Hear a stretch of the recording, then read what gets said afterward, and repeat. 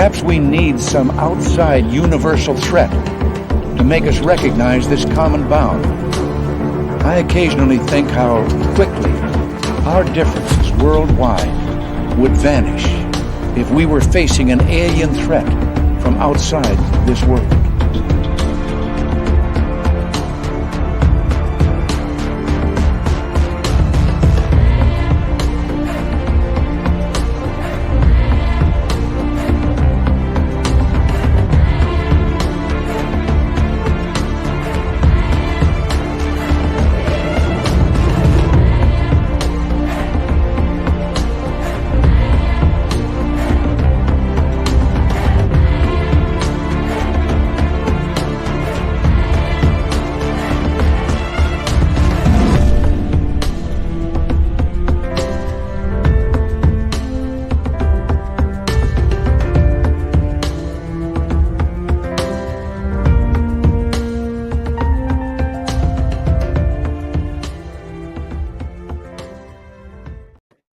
Welcome to Spaced Out Radio tonight. My name is Dave Scott. Good to have you with us as we look into UFOs all around us. And Contact in the Desert, from Contact in the Desert, Captain Ron Janix is here.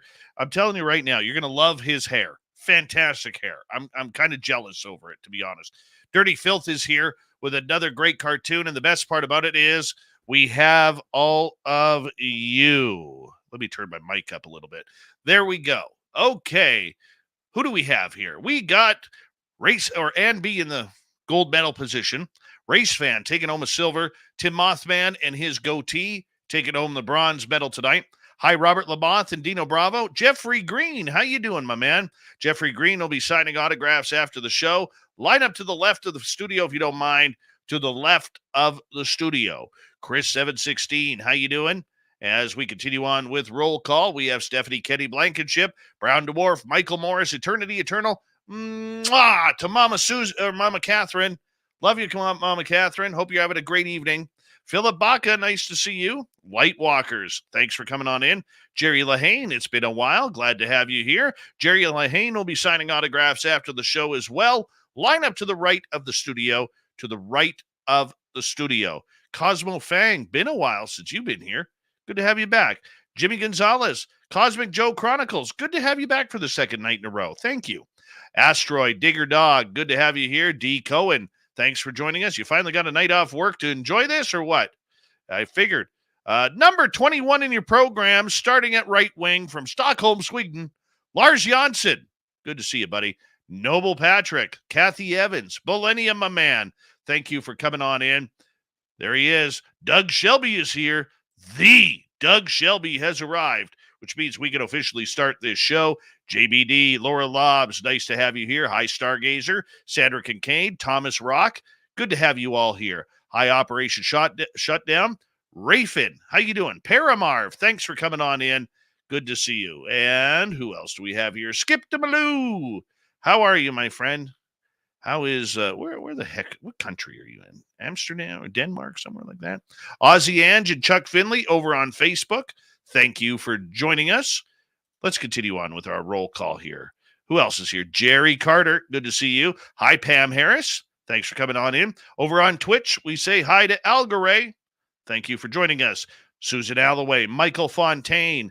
Good to see you. Hi, Mama Susan. Lee, Major Lee, that is. And who else is here?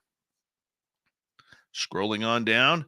Martimus, thank you for kicking off this super chat tonight. Very much appreciate your love and support, my man. Very much appreciate that. Thank you. Let me just write that down. Martimus. All right. Continuing on. That's a great super chat. Thank you. Vapid Engage, welcome to SOR Chat. Ian McFadden, good morning to you, my man. Jennifer Patterson, thank you for that wonderful super chat. Very much appreciate your love and support of SOR, Jennifer. Very much appreciate that. And who else do we have here coming on in? Purple-haired Pixie Lara. Thank you for joining us. Manitoba Becky has returned. Holy cow, what did we do to deserve this? Welcome back. Joan Dillon, good to see you from the Netherlands. She's Dutch, very Dutch. And who else do we have here? Guy Calgary, thanks for coming in. And who else is here? Sparkles, how are you? Good to see you. Let's start the radio side. We'd like to say hello to everybody on the radio and podcast side of Spaced Out Radio. We're getting into a lot of UFOs tonight, and Contact in the Desert. Captain Ron Janix is here to join us, and it's going to be a great show of information tonight, so stick with us.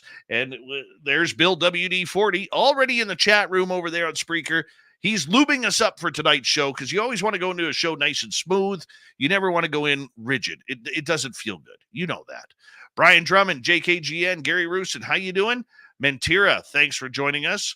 And who else is here as we're running out of time? Rock and Rory, good to see you. Reminder, the Super Chat is open. It's a wonderful way to support what we do on this show on a nightly basis. As well, you can shop at our Spaced Out Radio store. We do not have ugly swag, people. No ugly swag. You can actually be proud to wear our clothing out in public. Let's have some fun tonight. Let's get into the woo with UFOs. Do me a favor. Throw those horns up.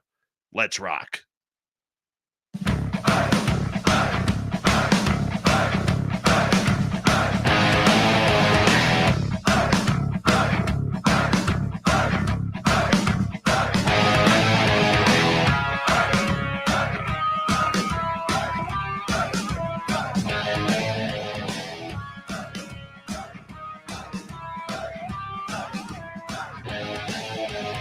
From the mountains of central British Columbia to you listening around the world, this, my friends, is Spaced Out Radio.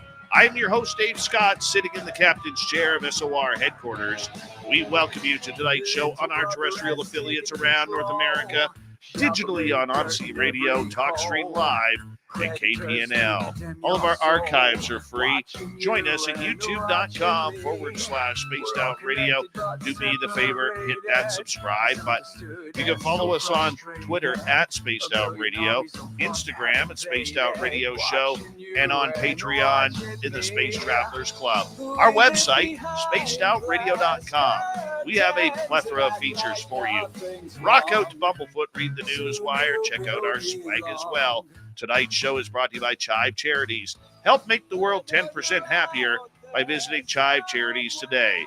You can find them on our website. We got a power show tonight of big-time information. Not only are we talking to UFOs, but we're going to talk about the biggest conference going in ufology. That is Contact in the Desert. Ron Janix will be here to join us momentarily. Then in hour number 3, Steve Stockton from Among the Missing. The Cryptid Report has Robin Haynes back tonight. She's feeling better. And it's Dave 101 night and the weird news of the week. Ron Janix is known as Captain Ron around these UFO parts. He's been involved in the UFO paranormal community for many years. Through reading and listening to experts, working with conferences, and doing hundreds of interviews, he has built up an extensive knowledge of the subject. He began podcasting with the Elevate the Conversation show back in 2014, then moved on to Truth Be Told. Now, it's the Observation Deck, which he's been running and the captain of since April 2021. Hey, you got to be the captain of your own show, right? That's why we do it. It's a lot of fun. All right. He is a great source of information on speakers and events in and around the UFO community, and he likes to have a lot of fun with this topic, looking into new theories, discoveries, areas of science, technology, history, and the paranormal. Once again, contactinthedesert.com is his website. Captain Ron, first time ever on Spaced Out Radio. We are glad to have you here, my friend. Thank you for joining us. Absolutely. Good to see you, brother. It's good to have you here. You know, you've been doing this a long time now in the UFO world, hanging on out. You've met plenty of people. If anybody should have some sort of answer or semblance of what's going on, it's somebody like you. What the I have no answers. That's what you learn when you do this, and you've done this. You've done hundreds of interviews yourself. There is no bottom line. Everybody's got a different story. Everybody's got their own paradigm, and there is no clear-cut answer. That's what you find out, right? Why do it then? Why put in the effort? I need to know. I really feel compelled to know. I feel very drawn to this. I know you've had your experiences, and most of the people that end up being researchers in this community have had direct experiences themselves oftentimes. I have not, but that doesn't mean I'm not curious, and I really want to know. And I think that's what drives my interest is that I feel that some of these people are very credible and some of these stories are very credible. And wow, it only takes one, right, Dave? That's exactly it. What made you fall in love with this subject? It's just always struck a chord with me, like everybody else. You know, you read the Whitley Strieber books, the Van Daniken books, and you think, my God, there's got to be an answer here. And some of these, you know, ancient monuments that you find, you know, in South America, that they built this giant thing on top of one mountain and they somehow found out where they quarried it and it's over another mountain. They still haven't given me a good enough answer of how that happens. Or like, you know, Baalbek, Lebanon, they have these giant rocks. I haven't got good enough answers yet for how that was done. You know, things like that compel me to really find out what happened. Do you think the answers are actually out there? I mean, we plan on those answers being out there. We always think we're just right there. Steve Bassett is probably Oh the yeah. most convinced that it's just right there, and Well, he yet, thinks disclosure is going to happen real soon, and God bless him. He's fighting the fight. He's out there all the time. Steve's doing a great job as an ambassador for the community, and he's really pushing for disclosure. And I'm less optimistic than Steve is. I've been that way for a long time, but God bless him. I don't know. Those are separate topics. Disclosure is another thing. And then what do we mean by disclosure? You know, he calls it big D disclosure. Does the president come out on the White House lawn and say, you know, here's the ship? Is that disclosure? Do we have disclosure because we've had witnesses come forward? What is disclosure to people, you know? you know what? It's funny because I was just on Martin Willis's show a little earlier on, and we got into that topic. What is disclosure? Personally, I don't believe in disclosure. I think we are in a confirmation movement. Disclosure to me has probably a way different meaning than many other people in this field. And, you know, to me, disclosure is we got to go through all of these conspiracy theories that have gone on for decades. What happened at Roswell? What happened at Kecksburg?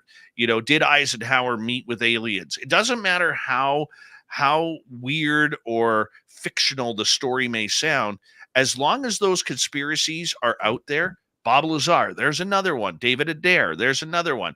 And you know these gentlemen. Of course. As long as those conspiracies are there and not answered, that's where I think disclosure, that's to me what disclosure means. Tell us. You know what I'm saying? Yeah. Don't you think that it's funny how everyone has their own definition of disclosure as well? I think there's people that if the president came out and said, hey, there's the spaceship, there'd be people that wouldn't believe it. Not everybody has the same sensibilities about this. One of the most fascinating things when you've done this, you go to these different conferences, you talk to different people. I am fascinated by the fact that each person really does live through their own little paradigm view. You'll talk to somebody. I've spoke to people who pick whatever topic you want. Let's say they're researching Loch Ness Monster. They will literally ridicule people that have seen Bigfoot. They think that's crazy, but they're hunting Loch Ness Monster. To them, that's a completely different thing and legitimate. And it's funny to me how everyone has their own view of this. Everyone has their own view of what disclosure is and what it would mean. Like you said, these open answers, even if they disclose, that's not the answer to Roswell. That's not the answer to what Bob Lazar did. There's so many questions. Can you imagine if there was a formal disclosure from a high-ranking person like the president? Now you've got all these questions we've got to answer. Okay, what happened at Roswell? What happened to this? What happened to that? What's at Area 51? Where's it end? Well, and that's exactly it. I mean, you take the Roswell subject just for giggles here. Okay. We never hear that there was 2 crashes that day. Right. Nobody ever talks, even people in our community who are in the know, never talk about the San Augustine crash, which And there it was wasn't even Roswell. It's outside of Roswell in Corona or wherever, right? Yeah. It's not even really Roswell. The late Stanton Friedman believed that they actually collided. These 2 UFOs collided over New Mexico. One crashed in San Augustine, the other one crashed in Roswell, but we focus on Roswell. And I find all of these Roswell experts out there who've written books on it. None of them mention the San Augustine crash. None of them. Yeah, it's interesting. And again, just like that, everyone's got their own little viewpoint of it. If you talk to the guys that investigate that, they all have their different take on when it happened and what happened. And then, of course, that further muddies the waters and further makes people that are extremely skeptical or closed off to this topic further away from it. They're less likely to accept it because it's not these clear-cut answers. This is what happened on this day. You know what I mean? The more cloudy it is, the more they dismiss it. The one question that I'm going to ask you here in regards to it, because I think you bring up a good point, is that people don't want to believe. They think everything is garbage. They think everything is Memorex. They think everything is photoshopped or it is edited in a video booth. AI now is making it more impossible with everything. I think this is a burdening question on the UFO community right now because everybody says, where's the proof? Show me the evidence. What is proof and evidence now? Because we're not taking people at their word. We're not into story time anymore where people outside of, fans of these types of programs like ours here who want to hear a good alien abduction story or a Bigfoot close encounter or a haunted house or something like that. We don't know what proof is anymore. I don't know. How about you? I completely agree. And you brought up Stanton Friedman. His saying was, don't bother me with the facts. I've already made up my mind. Remember he used to say that about skeptics? Yeah. That's one of the problems, Dave. I feel that just like politics, they've already chosen their side. It doesn't matter what the people do. It doesn't matter how heinous something is. They've already chosen. They either believe or don't believe. It's very, very rare that I meet people that are really curious like us who really want to know and are trying to explore and weigh the facts and weigh the stories and come to a conclusion. And as far as evidence is concerned, you're exactly right. People now want evidence, and it's just going to get 100 times worse. I was reading this morning. I somehow had not heard of this. Did you see that the AI now has text to video that you can talk into AI and it'll spit out a video for you? No way. Is that craziness? Yeah. So just imagine how we're gonna how people will criticize legitimate sightings. How do you know that's real? Now nobody's gonna believe that. Look, if you have a ship right outside your window and you go over and video it, who's gonna believe that? Even if it's completely real, they're not gonna believe it. It's even harder to prove it now. Yeah, I fully agree with you, but man, fully agree with you. And it's only going to get worse. And we have to be able to rely on people's experiences again. Like Gary Nolan stated, and I said this a couple times this week on the show already. Gary Nolan stated, without experiencers, we would have no leads. Yes. We wouldn't know where to look. And yet the experiencer is somebody who gets absolutely chastised by their own public. They get chastised by government officials. They get chastised by the scientists who are saying, get out of the way. We're here to do the real work. You go stand over there behind those trees 600 yards away. We don't need you here. And literally, I've had a scientist say that on this show. Wow. Okay. Unbelievable. Where do we go? How do we get the message out if nobody wants the message? That's an excellent point. I think that the fact that we have these experiencers and there's so many people that have these stories, that is worth something. And when they did that study at MIT about that, and that's what they were saying, they concluded that you can't ignore the abductees or the contactees themselves. And I think that that's a very valuable point that people dismiss, and they'll just write them off as crazy or whatever it is. They dismiss that. And then any proof that they have that's video or photo, well, now that's Photoshop or AI. And so everything gets washed away, and it can't be that way. There's too many credible people saying credible things that I think are getting a short end of a stick. I think that, to me, I find it very compelling. I'll tell you a quick story here. I met Don Schmidt before I got into any of this. I just had listened to Art Bell and a few things. I was interested, but I wasn't in this. And I happened to be driving across the country, and I stopped in Roswell, and I was at the museum, and I just happened to meet Don Schmidt.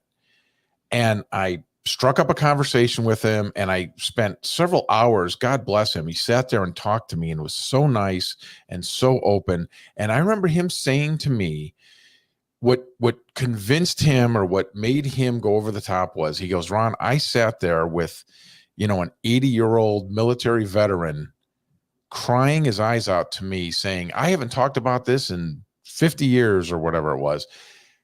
And he says, when a guy looks you man to man, eye to eye, and says these stories, how can I dismiss that?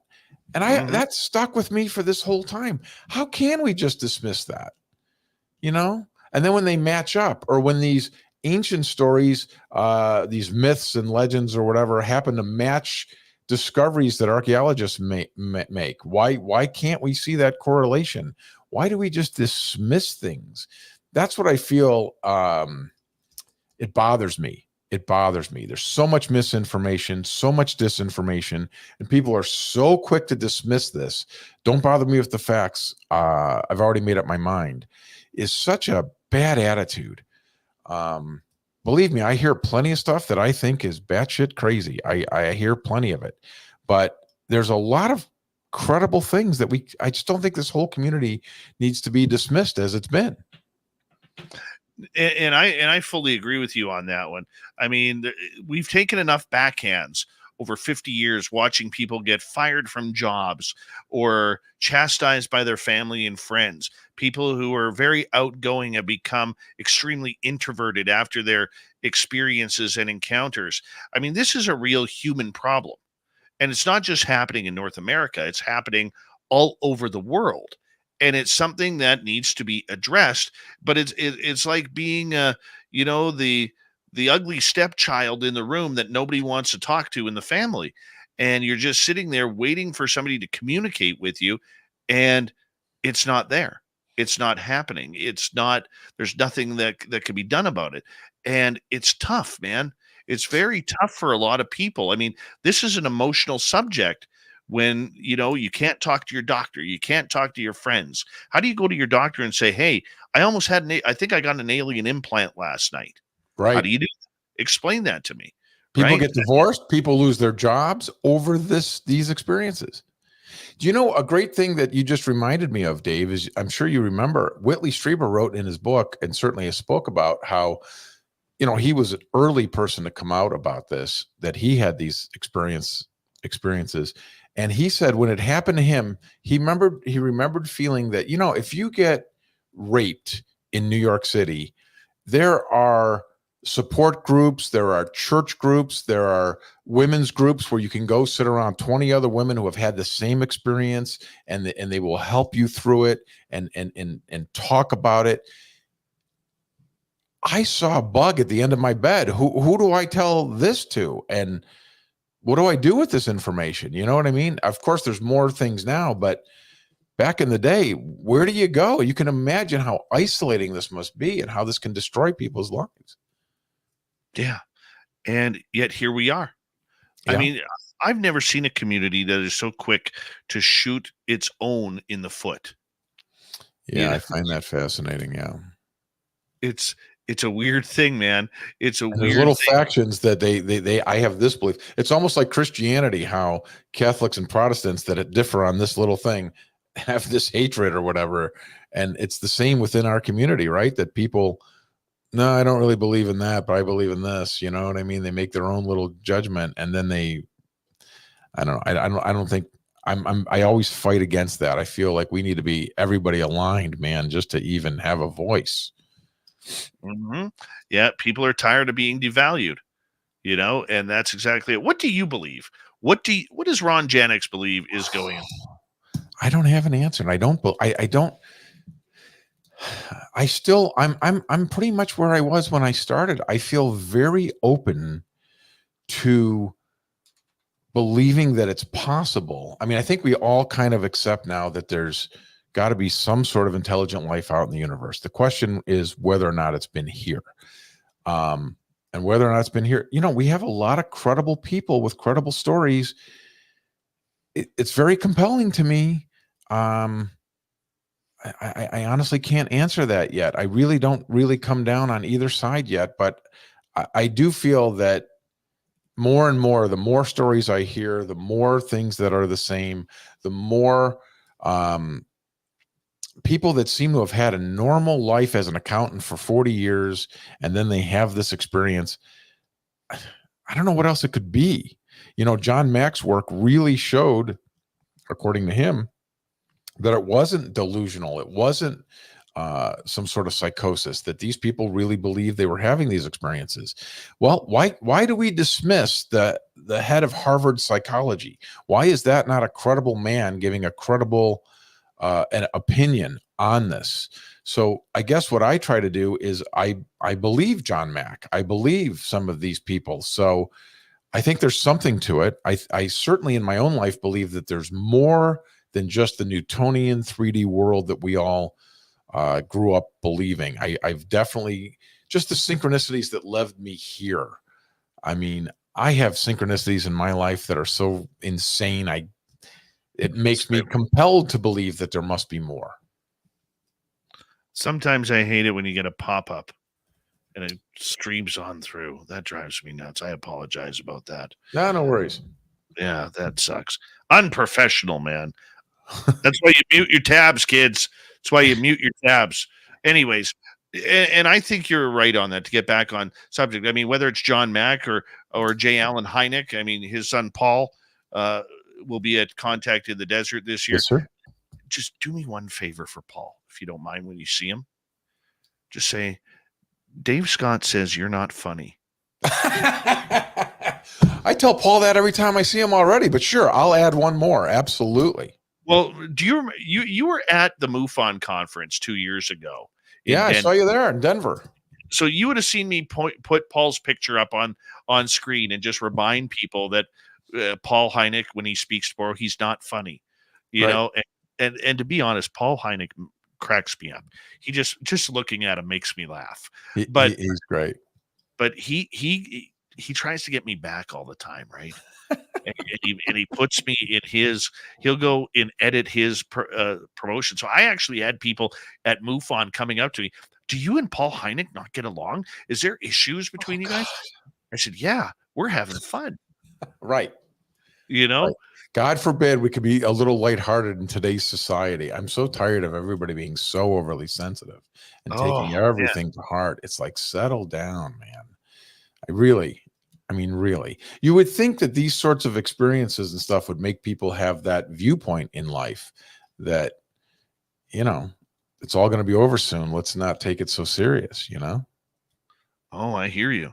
But here we are, and it's getting serious all over the place. And I think that's because, as we got about a minute to go here before we go to break, and man, this has been a fast half hour. I think it's because, Ron, that we are all wanting this so bad. Ever since the mainstream media picked this up, we've been on this roller coaster ride waiting for it to happen. And Lou Elizondo and Chris Mellon and now David Grush and everybody in between. Here we are trying to make it work. And yet we're trying to make it work like a boat without oars. Yeah. Yep. Since 2017, it sort of does feel like we've had an acceleration and certainly more widespread acceptance and interest in this topic, which is wonderful. But it still feels like it's moving glacially to me. Don't you think? Hey, if you know the real story behind ufology, and the more people on the inside that I talk to, this is uglier than NFL draft day, man. Yeah. I mean, if I had a team in this, I would be literally trading my first round pick in order to get the hell out of the first round. Ron, I'm going to get you to hold on. Captain Ron Janix with us. He's a podcaster with the Observation Deck and one of the co-owners of the famous Contact in the Desert, which is celebrating its 10th anniversary this year. ContactInTheDesert.com is the website. More UFO talk when we return with Captain Ron on Spaced Out Radio. Stay tuned. We will be right back.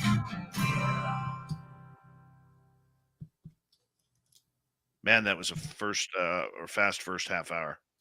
No doubt. All right. Hi, Rough Rider. How you doing? Let's see here. What do you got for us there, Dirty Filth? We're going to zoom you in here. What are we building there? Let me see. I don't know. I'm trying to. It's small. on. I can't see it. Let's try that. Oh, that's. I don't understand how these damn things work here. There. Have you tried to remodulate the phase variance on the EPS manifold, Dave? Oh, man. I have tried to adjust it so many times. You know, I'm trying to figure out my space modulator. Technology is so great when it works, and it's easy. Yeah. Oh. Debette, welcome. And thank you for that super chat, Debette.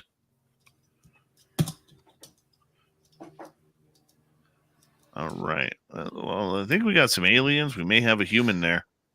We may have a rare human. Wow. You actually are putting a human in this. Where's Blob tonight? Well, she was up here previously, and then she left. I don't know where she went, Dave. Oh, she'll be back. I'll go get her with it. Yeah, the people need it. Dude, you should see the chat room. The minute you start on here, people are like, "Where's Blob?" No, nobody wants to listen to the show. They're like, "We're just here for the cat, Dave." Yeah, that's Blob is Dirty Filth's cat that comes and joins him and helps him paint the pictures. Nice. Does he walk right across the painting? Oh yeah, it's happened before. Oh, great. Yeah, she's out of control. Yeah, she's about like 10,000 years old too. It's a good time, man. It's a good time.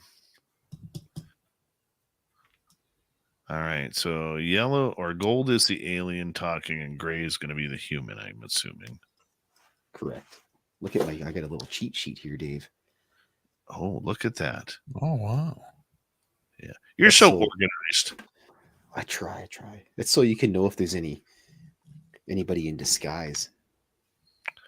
Captain Ron, you got to get Dirty Filth invested in Contact in the Desert so he could draw some cartoons for people while they're there. That would be cool. Hey, Mr. Cowley, how you doing, buddy?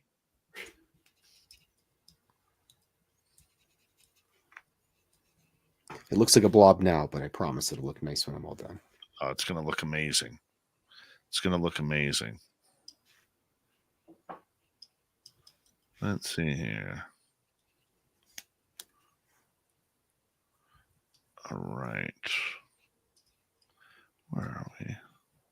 Thank you tonight to Martimus, Jennifer, Aloha Dave, and Debette for the super chats. Very much appreciate the love and support, everybody.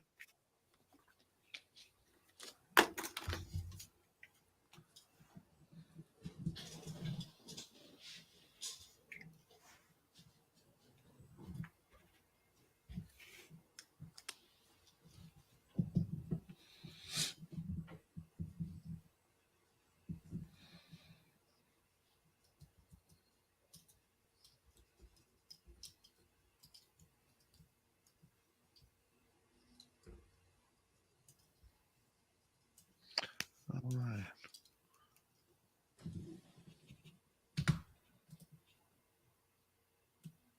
Damn cat hair.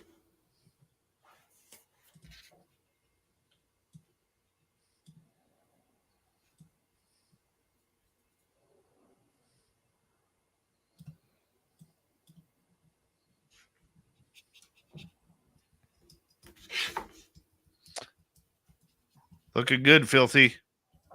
Thanks, Dave. Filthy. Stacy D, thank you. Yes, the hair is looking good tonight, Stacy. So thank you for noticing. Ron's, I would say Ron's hair has me beat tonight. It's rare. Here, take a look. All right, hold on here. Take a look. There's Ron's hair. Look how nice that is. All right.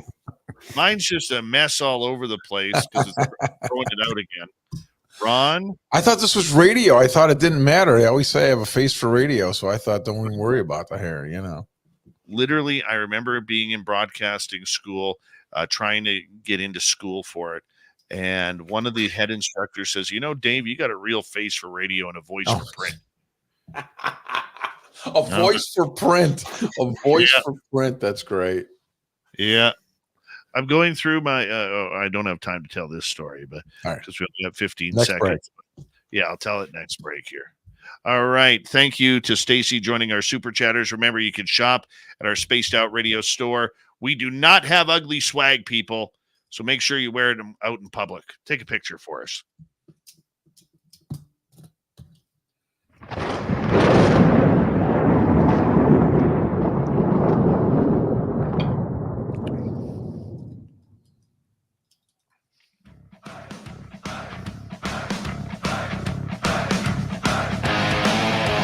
Second half hour of Spaced Out Radio is now underway. Good to have you with us. My name is Dave Scott. Always appreciate earning your listening ears wherever you are on this beautiful planet we call Earth. Reminder to all of you that if you miss portions of this show or others, check out our free archives by going to youtube.com/Spaced Out Radio. Do me the favor, hit that subscribe button. Our website, spacedoutradio.com. We have a plethora of features for you. Rock out to Bumblefoot, read the Newswire. Check out our swag as well. Follow us on Twitter at Spaced Out Radio, Instagram, Spaced Out Radio Show, and on Patreon in the Space Travelers Club. Captain Ron Janix is with us tonight as we are going through a great night of UFO talk and a little bit of Contact in the Desert, which will be celebrating its 10th anniversary this year. ContactintheDesert.com is the website. Captain Ron, thank you so much for being here tonight, man. Absolutely, brother. A lot of fun as always, man. You and I both grew up in a UFO world where the stories were everything. The people who were having these experiences, whether it was Travis Walton, whether it was, Calvin Parker, God rest his soul, Chris Bledsoe, the Andreassens, Betty and Barney Hill. We grew up with those stories. Okay. Today, ufology has switched completely to everything to do and deal with the government. It has. How do you feel about this subject going from the people who've experienced it to the government taking over this story? Well, don't you think it's also moved from it has these I don't know, these movements. Like, didn't you think it used to be nuts and bolts UFO craft, and then it kind of moved into interdimensional or vibrational? Like I felt like there was an arc there that kind of changed too. And then, yes, it's really now all about disclosure. And I think, that's happened since 2017, right? We now have these pilots coming out. We have government witnesses coming out. And I think that is the hot topic of the day. And I'll tell you what, I think the reason for that is, Dave, people that are in the community like myself, Roswell or Travis, all these things are awesome, but there's nothing new there. I've heard everything there is to hear about Roswell. I've heard Travis's story 40 times, so if you're knee deep in this community, you've heard those things, you kind of know those stories, you're close to them. So maybe there's nothing fresh. Now it's great for new people to come in to hear it because those are the most important stories. But if you've already heard it a lot, so I think the government stuff is new. The fact that we've seen a little chink in the armor from the government is the reason I think it's moving that way. Do you know this UAP bill this year was really fascinating? In that thing Schumer put on the floor, what was it, in June? And then they were going to sign it at the end of December here. And then at the very last minute, they took all the teeth out of it. Remember that UAP bill? Yes. Okay, well, to me, there you go. The UAP bill would have, if there's nothing to hide, why do you have to take that out of it? If somebody said to me, we want to investigate leprechauns, why would I take out, yeah, but wait a minute, you can't really look for leprechauns. If it's not real and there's nothing to hide, why not let them say, open the doors, here you go, you can have everything. Right? I agree with you. I find that incredible. Isn't that part of the argument, though? Look how much since this whole genre has changed in the last 7 years. You mentioned, we went from UFO to UAP. We're not allowed to say UAP or UFO anymore because that means little green men. I've heard Leslie Keith. 50s. say that on numerous occasions. We have gone from, all of this technology we've never seen before to, like you said, now we're into interdimensional. Where are these beings coming from? It just seems to be getting a lot more science fiction right now than what it originally was, in my opinion. And it's hard to fathom because I don't know what's what anymore. I mean, I do. I say that facetiously, okay, but I'm trying to figure out what is going on. The one thing that I have noticed is we've really championed here. There's a great difference between UFOs and UAP. I believe personally, UAP are man made objects.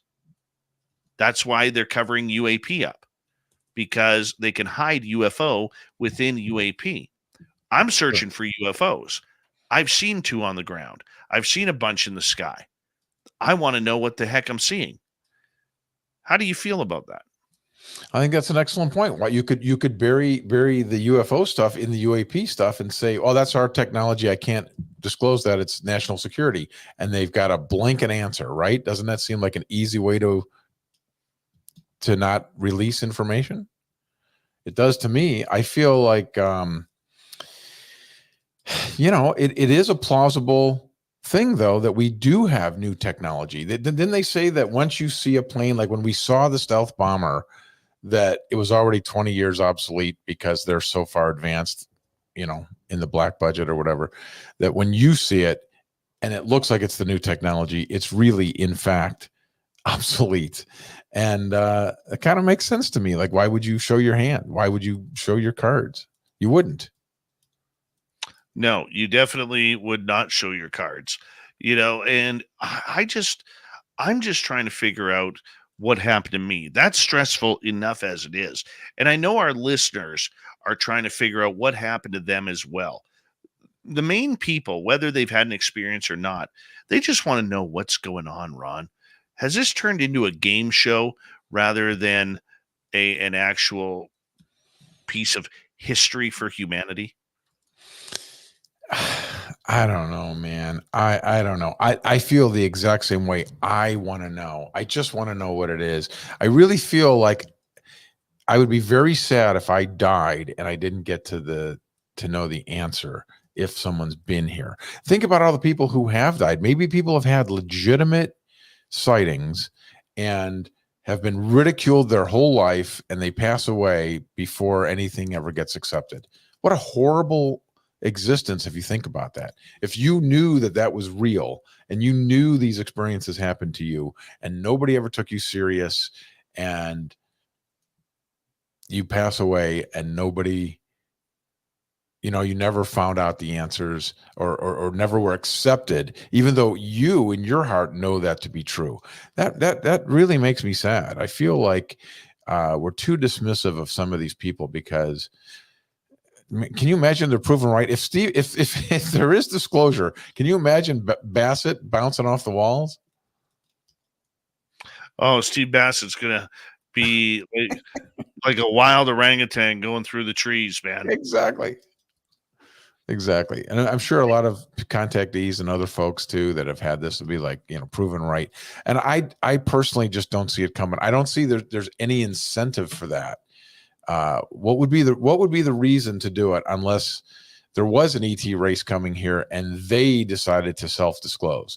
What is the advantage for us to reveal that information? I cannot think of any reason. I think it would be a better reason for the government if that happened, because then they could play stupid. See, I think the government is in a terrible damned if you do, damned if you don't predicament. Okay, because they don't want to give up any of their secrets. They don't want us to know whether or not they have hypersonic technology or zero gravity that they have, or propulsion systems that can turn on a dime at high G-force rates and not rip the pilot's body apart. They don't want us to know that. That's the big secret, I believe, that they are trying to keep covered up. And I think if the aliens all of a sudden self-disclosed and showed up, that would be a saving grace for the government, because Sure, A, they would already know, and B, They could play stupid. Right. And you wouldn't have to say, hey, why'd you lie to us about this? I said, well, we didn't lie. We didn't know anything. This is brand new information to us. You know, that's what they really would probably need, is for, somebody else to reveal themselves to make it no question that it's real.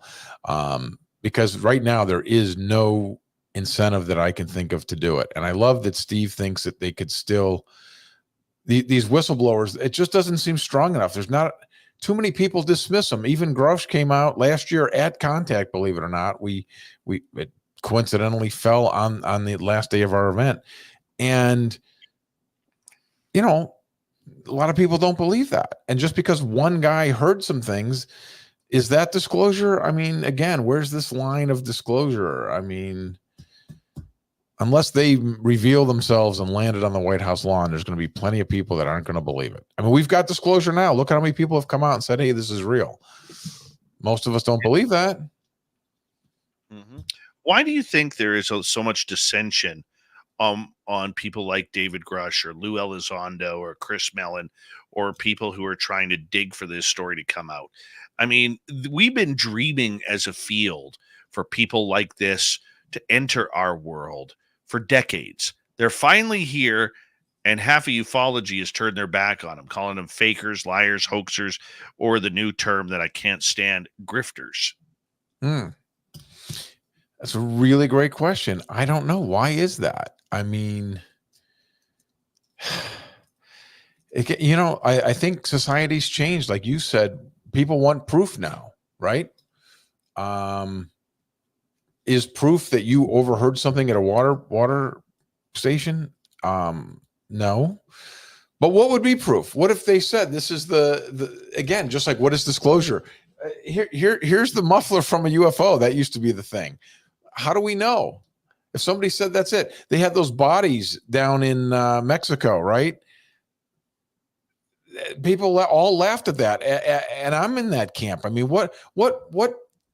Why should I believe that that's real? That to me is why would I think that these are alien bodies that are perfect? Nothing's broken off of them. They've lived for years. And why are those alien? Because they look kind of like E.T. from the movie. I mean, I don't know. That's tough for me. That's really tough. I'm in that camp. I mean, a lot of this stuff is hard to believe. There's so many people trying to make a name for themselves by making fake videos or fake mummies or fake whatever. I understand people's skepticism. These are great questions. I don't know, man. And is Grosh high enough up the thing? How far up is it? Does it have to be? That Rear Admiral Timothy came out with his stories, and how far up is the vice president? Where is that line for people? These are great questions, and I find it fascinating that even if we had more of these credible witnesses coming out testifying to Congress, it still doesn't move the needle much. Have you seen the needle move much in general society? No. I mean, we have such a niche community. And the problem is, I think the mainstream, even though they are, opening themselves up to UAP, UFOs, I think the term UAP killed it a little bit. I'm saying this from a journalistic nature. People know what UFOs are. But when you get into the UAP and all the government acronyms from there, people are like, oh, here we go with another government thing, and I'm tired of government. Don't pay attention. And I think it's also because it hasn't hit a mainstream. Let's say, for instance, let's take the biggest name on the planet right now, Taylor Swift. If she came out and tweeted out, I think UFOs are real, what would that do? There'd be some percentage of Swifties or whatever that would believe her, but would that move the needle for me? No. Well, it would probably have your children ask you questions about it. Right. Yeah. I mean, the NFL just didn't make an extra $400+ million this year of free advertisement due to Taylor Swift. Yep. And if that happened in the UFO world, Holy cow. You're right. Holy, Yep. right? I don't know. Maybe Well, maybe it's supposedly there's these other guys in the wings waiting to come out too that are ready to testify at Congress. I really feel the fact that they pulled all the teeth out of that bill was horrible. I mean, I was really kind of getting amped up and excited because let's hear from some of these guys. That would have been great. I think we were on the cusp of having a real breakthrough because we could have had a lot more information to weigh. And now that kind of went away. But there's other stuff happening. The Danny Sheehan movement, the New Paradigm Institute, and all that. You know, they're trying. I get that. And you bring up a good point there, though, about Danny Sheehan. But let me tell you this. I saw Danny Sheehan put a post out the other day, you know, to join his effort and his conference and or whatever the movement is. I haven't really looked into it. I know there's a movement. $3,500 in today's economy. You imagine if you charge $3,500 a ticket for Contact in the Desert? Yeah, you wouldn't get anybody. Right. You wouldn't get anybody. This is not a rich person's field. This is everyday people who are working hard, who may have had an experience that they can't explain and just want some answers. They're trying to put food on their table. They don't care about Danny Sheehan's disclosure. No offense to Danny. I highly respect Danny. I really do. But $3,500, that's yeah, ridiculous. I didn't see that thing because I know, you know, Danny's been doing God's work for a long time, man. And boy, what an asset to have in our community. I mean, I think he is one of the most valuable people we have. And I talk about bringing credibility to this topic. He's untouchable, don't you think? I think he is. He is. He's, you know, but it's the same as Stephen Greer. You want to go hang out with Stephen Greer for a weekend? It's $3,500. To what? Yeah. Clear your conscience, clear your soul, meditate to the sky, and stare at a portion of the sky. Well, yeah, that the Greer stuff's different. That CE5 stuff, but I think Danny's trying to raise money for the New Paradigm Institute, which they really are trying to make strides. I think that I hope that they are able to raise some capital because, you know, there are people. Remember, Rockefeller was big onto this. You know, what we really need is a few donors like that to put some capital in things like Danny's efforts. That would really help things. You know what I mean? I don't usually take questions till hour 2, but Jeremy has a question here. He's saying, why do you think Danny Sheehan is untouchable? I think his credentials from Harvard and his work, you know, he's been in so many other high profile things, the Native American things with the oil and other things. I feel like he's a very credible voice in our community. And I've never heard anything shady or negative about him. That's why I feel that way. I feel I'm really glad to have him part of our community. I think he's one of the most important people. And I think he's got the potential to make a difference and move this forward. And we need that. And we need legitimate. I wish we had more people like him fighting the fight and you know, trying to get to Congress and trying to get things happening. I agree with you. I fully agree with you. In your world, the people that you've talked to over the years regarding this, outside of the stories that we know Travis Walton, we know Calvin Parker, and all the big stories. Is there a story out there that maybe the public hasn't heard that you have heard that really hit you hard about ET contact?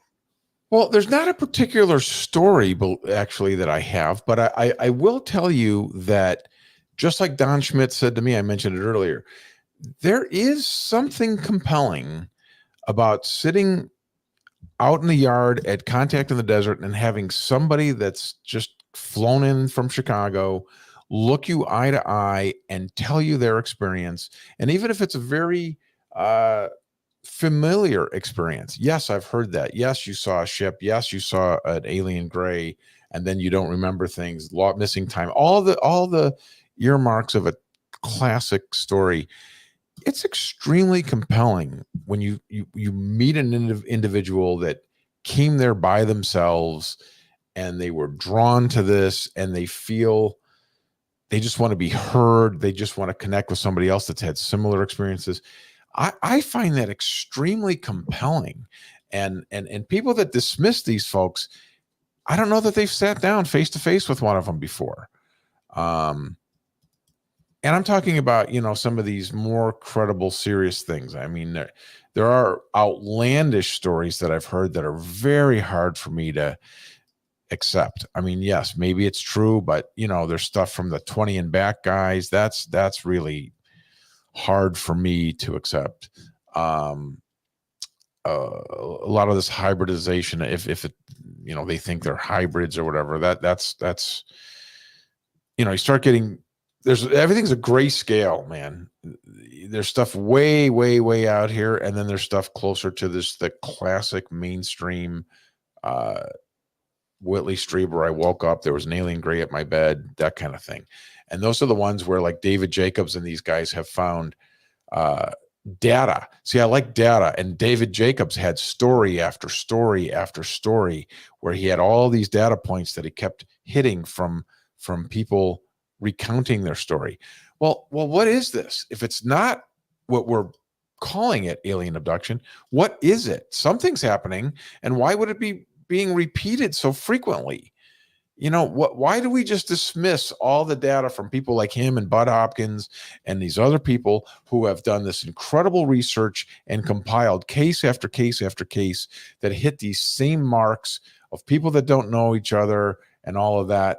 Why is that just dismissed? I feel like that's an error that we're making. Why not look at that? Maybe it is something else, but something's happening, right? I agree. Something's happening. I mean, the question is credibility. Who is credible these days? Who can we trust? I have a lot of people in our chat room who are like, I don't believe this person, I don't believe that person. And it's not their fault. But there's so many mixed messages coming in on what is going on, like the 20 and backs, like the disclosure government people, like Steve Bassett, like the experiencers, whether it's Melinda Leslie or anybody along those lines. It's not just about research anymore. There's got to be passion to it. There has to be storytelling and information. People still want to hear what other people go through. That's why we watch the documentaries. That's why we watch a horror flick, because we want to see what people are going through, and it's just, I think we're just in a land of confusion on where we want this direction to go. The biggest problem I have with everything that I do in this community or world or whatever is that we are, in fact, dealing with an unknown. This is something that can't really be known unless ET or whatever reveals itself. It is an unknown. We're not going to know the answer. Everybody has a different story. And the more people tend to tell you, well, here's what they are, here's what they look like, here's where they're from, and here's what's happening, the more they're certain about it, the less I'm believing or accepting of their story. It's these people that are like, I don't know what the hell's happening. I woke up and I saw this thing. That's more credible to me. It makes more sense. Some of these things that have it all figured out, the Raelians or whatever, these extreme groups, that stuff's really hard to swallow for me, and certainly for people living in the 3D world. That is hard stuff to swallow. But I just don't think we should ignore some of these people that do seem to have a credible thing to it. And if you talk to the researchers, David Jacobs and countless others, they have talked to doctors, lawyers, people in government, high-ranking military officials. Obviously, they don't disclose their names, but these are credible people. This isn't the classic farmer out in the field with a tinfoil hat. Well, let's talk a little tinfoil when we get back. Captain Ron Janix from the observation deck and Contact in the Desert are here tonight. Hanging on out, talking UFOs. We're having a great conversation. Hope you're enjoying it so far. It continues after this. Damn, that's a fast hour. Good stuff, bud. It's fun. Do you Good. know that I quit doing the observation deck, by the way? Oh, did you? I shut that down when I got contact. So I should have mentioned that to you. I apologize. No worries. We can eliminate that. Yeah, this is fun. I can see you and I with a nice 40-ounce beverage and a campfire in your backyard having this exact same conversation. You know what I mean? I do have a nice fire pit. I'm not going to lie. That's so great. I love that, especially in the cold, right? Oh, yeah. Oh, yeah. I'm going to fire pit it this weekend. Oh, that a boy. I love it. Mm-hmm. Mm-hmm. Dude, I mean, I remember staying up with the ex-girlfriend till 3-4 in the morning, listening to old Art Bell shows, drinking a beer with the fire going, snow around. Nothing better. A little bit of heaven there. A little bit of heaven. We got about 5.5 minutes. I'm going to take a quick break here, turn it over to Dirty Filth and Blob. So if you need to take a break, Ron, now would be the time. Okay. And Dirty, I see Blobbert is peeking on in there. Look at that blob. Look at that blob. 100% organic blob, Dave. God, we love her around here. Oh, hi, Blob. Look at her looking up. Look at her looking up there. Look at that blob. Okay, here. I'll just hold this up here a little bit. There we go. Don't blink. The aliens have arrived. And he's playing with VR and he thinks it's an alien on VR. Yeah, it's funny to me, so works out good. Okay, I'll show the blob some more so everybody's here apparently. Spaced Out Radio with your host Blob, special guest Dave, and some guy that draws cartoons.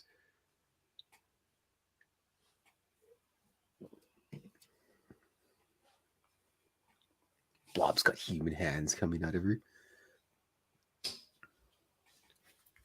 I had to do a little commentary on VR. I actually had to rescind my original thoughts of it because someone had posted some VR stuff and it was some spatial for decorating feng shui or whatever. Anyway, I'm looking at it and I go, this is the stupidest thing in the world. Who needs crap like that? I got all grumpy pants about it. Old grumpy pants. And then the video underneath it was the guy playing piano with the little VR things coming down, like the old Rock Band game. And I went, well, that's actually a pretty good application of it. And then I immediately had to change my opinion. So I kind of like when that kind of stuff happens. I don't know. I'm not a big fan of the AI stuff. Oh, there goes Blob rearranging. Is she leaving? I don't know. I can't feel my legs. Oh, thanks, Blob. Oh. Anyways, it's not important. I could probably do something with AI. Draw a cartoon with 37 fingers. Hi, Jeff Garvey. Thanks, Blob. Look at that big old Blobenheimer. Actually, Blob used to be Blob. But where we live now, crapper box is downstairs and she sleeps upstairs. So she's forced to go up and down the stairs all the time. So she's actually less football cat than she originally was. Oop. She's out of control.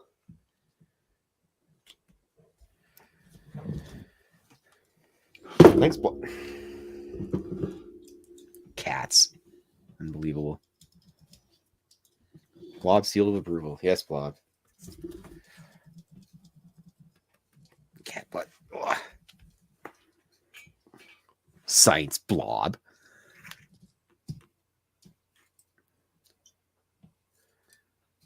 We do have I'll have to draw an actual Blob cartoon. She is one of the space brogs, which are, in my comic world, a species of spacefaring cats. Mrs. Filth actually coined the term sprog. It's all right, Blob. Nobody wanted to see the picture anyways. They just wanted to see cat butt.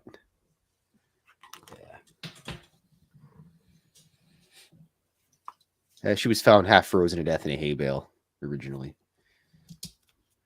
So she's got the tragic backstory.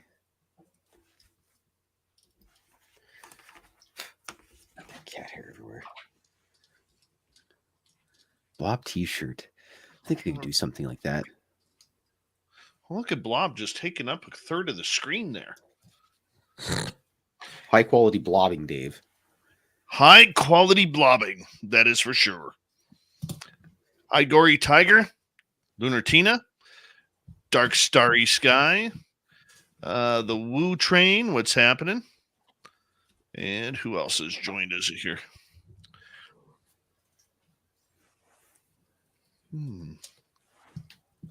Jeff Steve Garvey, he'll hit a home run for you. I think we're up to date there. There you go, Dave. Cartoon. Don't blink. The aliens are angry and young earthling. Wow, this VR has aliens. Very nice. Very modern there, Dirty Filth. Very modern. Got to keep up with the times. You got that right. Thank you, buddy. Thank you to Martimus, Have a good Jennifer. night, gentlemen. Good night, Filth. Thank you to Martimus, Jennifer, Dave, Deb, and Stacy for the great super chats tonight.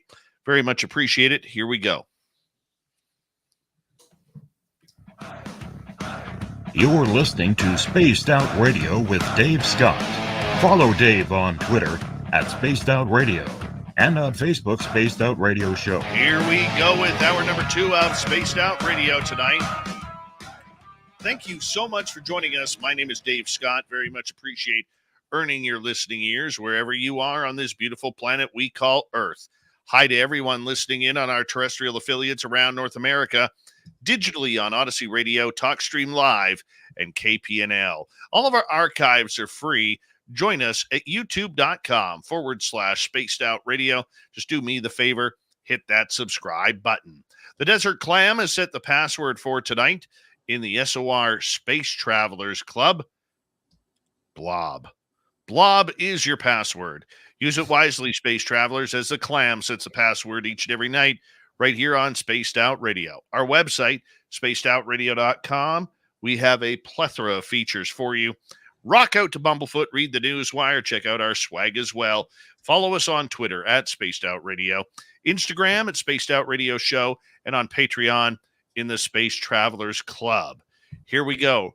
Captain Ron. Ron Janix is with us from Contact in the Desert, the biggest conference when it comes to UFOs, and we're glad to have you here, my friend. Thank you for joining us. Thank you, brother. It's a lot of fun. I love these campfire chats. You know what I mean? Oh, me too, man. That's what it's all about, having fun with this. 10 years Contact in the Desert has been around. You've seen it all. You've talked to people who've had experiences. You've talked to people who are alleged 20 and back people. You've had researchers extraordinaire from all walks of scientific and research life. Does it get any better than this? No. I love this. I mean, I've grown, for 10 years, I was going to Contact for like 6 of those, and I'd host or whatever. And now to be part of this is just amazing. It's just such an incredible group. Nobody working on this is not compelled or driven to be there. I mean, I really feel it's I hate to get too nutty about it, but I really do feel compelled to drawn to this. I mean, I've been loving this event as the people that work with me have, and now we're all doing this together, and it's really truly a mission of love, and we just love every day genuinely working on this. It's just so fun getting to talk to all the speakers. As you know, we get to talk to them before they even give their presentations, and just to hear what they're working on or what they're talking about is just fascinating. And it's just a lot of fun. It's just a lot of fun. I have never been to your event. Oh my God. And I know I get razzed about it every single year. I really do. For people like me who have never been there, what is the excitement about it? What is the thrill of being there? Well, first off, let me extend a 3% off offer to you, Dave, if you decide to come.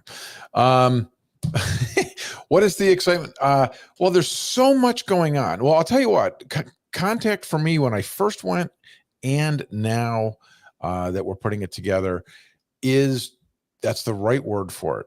It's contact. It's you get an opportunity. Now, of course, it's different for you, Dave, because you've interviewed a lot of these people, but for the rest of the normal world, what a great opportunity to actually get to interact with the speakers. This event, we have meet and greets, we have different things, in our giant lobby area where you get to interact with these speakers and talk to them directly one-on-one. You can do workshops with them, which are more of an informal lecture. All of our speakers give a free lecture, but then you have a chance to do a workshop where you can kind of have an intimate setting with them, where oftentimes they'll do AMAs where they ask me anything, and you get a chance to ask these guys anything. And that is incredible. And we rent the entire hotel. So for 5 days, everybody there is part of Contact in the Desert. It's not like we just have a little section. So if you're at the bar, if you're at the restaurant, if you're in the men's room, the guy next to you is there for Contact in the Desert. So you just have this inclination to talk to everybody, and you all connect, and everybody's got their own stories and their own take on things. And it's just an incredible experience of everybody sort of, it's like they all made this pilgrimage out to the desert, and then they share with one another. And it's really, really great. See, I like that you're saying that. Let me tell you why. One of the reasons why we started the SOR fan party is I had been to so many UFO conferences, and the one thing that I noticed is some of the people that I wanted to talk to, you never saw them until they spoke, and then after they spoke, they disappeared. And you're like, I'm spending all this money to see this. Maybe that's the one person that they are going for. And maybe they want an autograph in a book, or just say hello, or a photo they could put on Instagram or Facebook.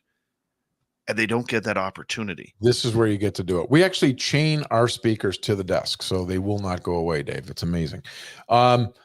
We actually have speaker tables where oftentimes many of the speakers do have books, or if they don't, they'll still sit at their speaker table, and you can walk right up to them, ask them a question, maybe get a book signed, maybe get a photograph. George Norrie's going to come. He's going to do a meet and greet with fans as well. What a great opportunity to get to meet George Norrie. I mean, it's just so cool.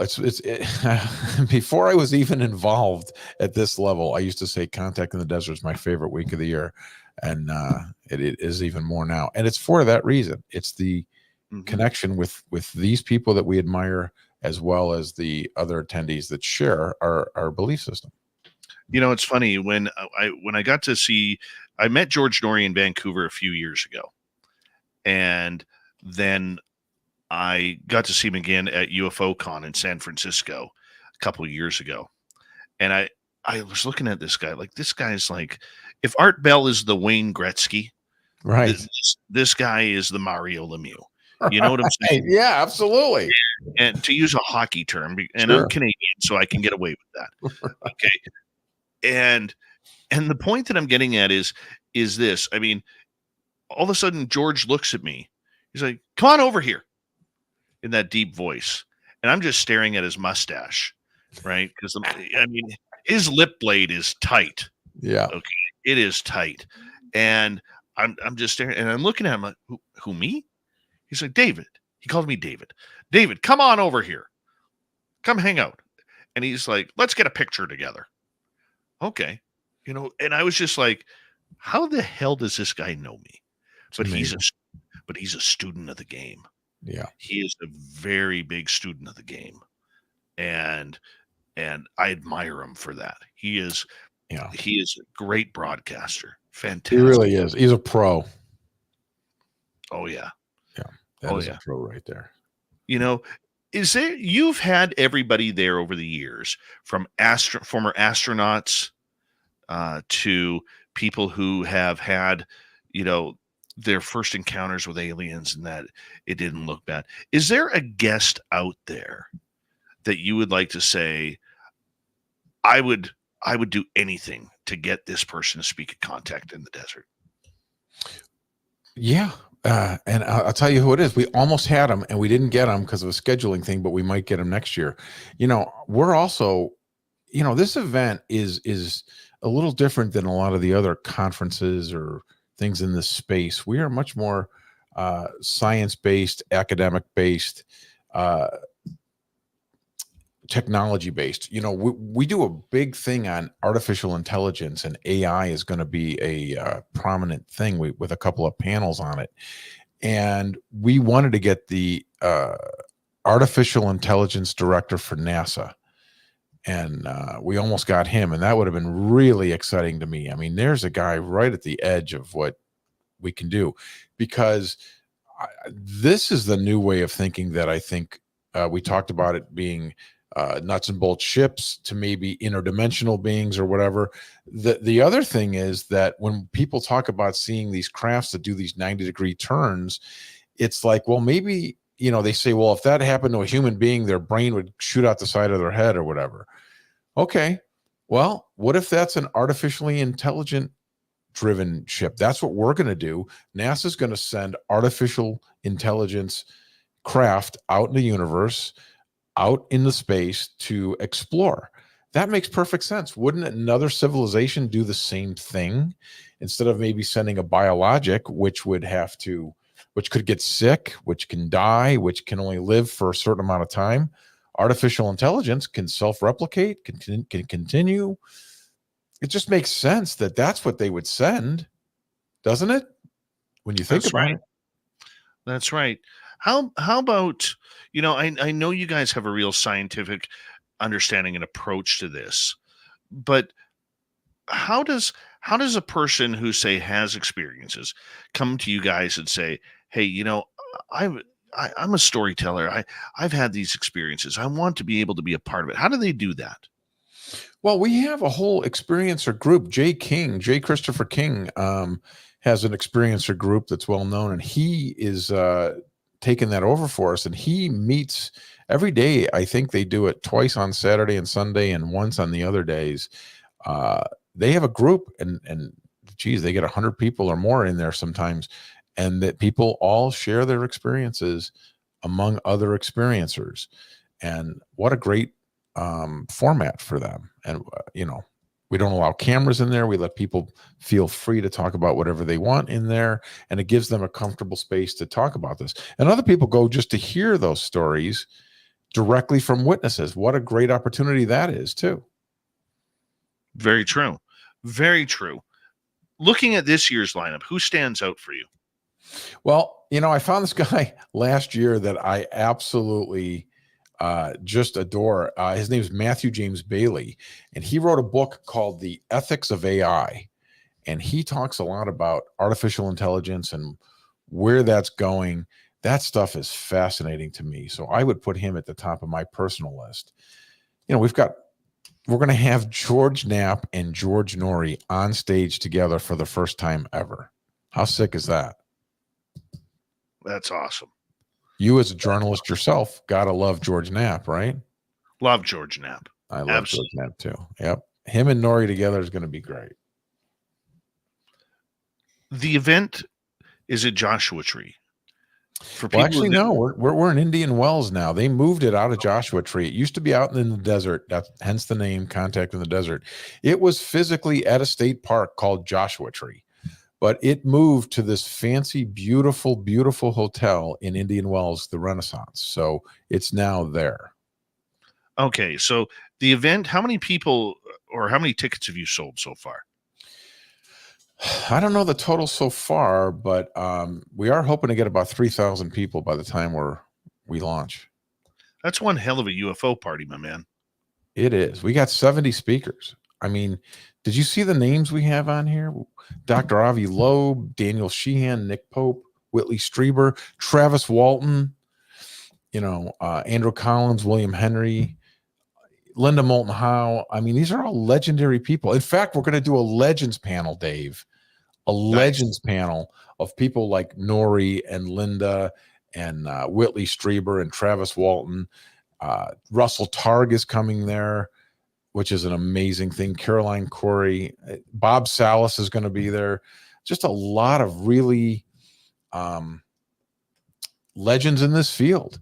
Paul Hynek's going to host that for us. That's going to be an incredible panel. The legends. Steve Bassett, of course, will be there, and it's just they have so many other. We have other things too, Dave. We have Mark D'Antonio, the astronomer, takes people out in a bus to the desert, actually in the desert, and does a whole thing about the sky and everything from there with lasers and everything. That's incredible. We have so many great things. It's just like it's just never ending. That's the thing about being at Contact. Dave, you've never been there, but we have 7 or 8 stages going at the same time. So you have a choice of what you want to do. And there's always events. There's always a speaker all day, every day. We've now pretty much become a 5-day event, Thursday through Monday. And there's speakers all day. There's experiencer groups happening. There's other little excursions. People go out to the giant rock in the Integratron, which is not that far. And that's a fun excursion. They take the bus trip out, like I talked about in the desert with Mark D'Antonio.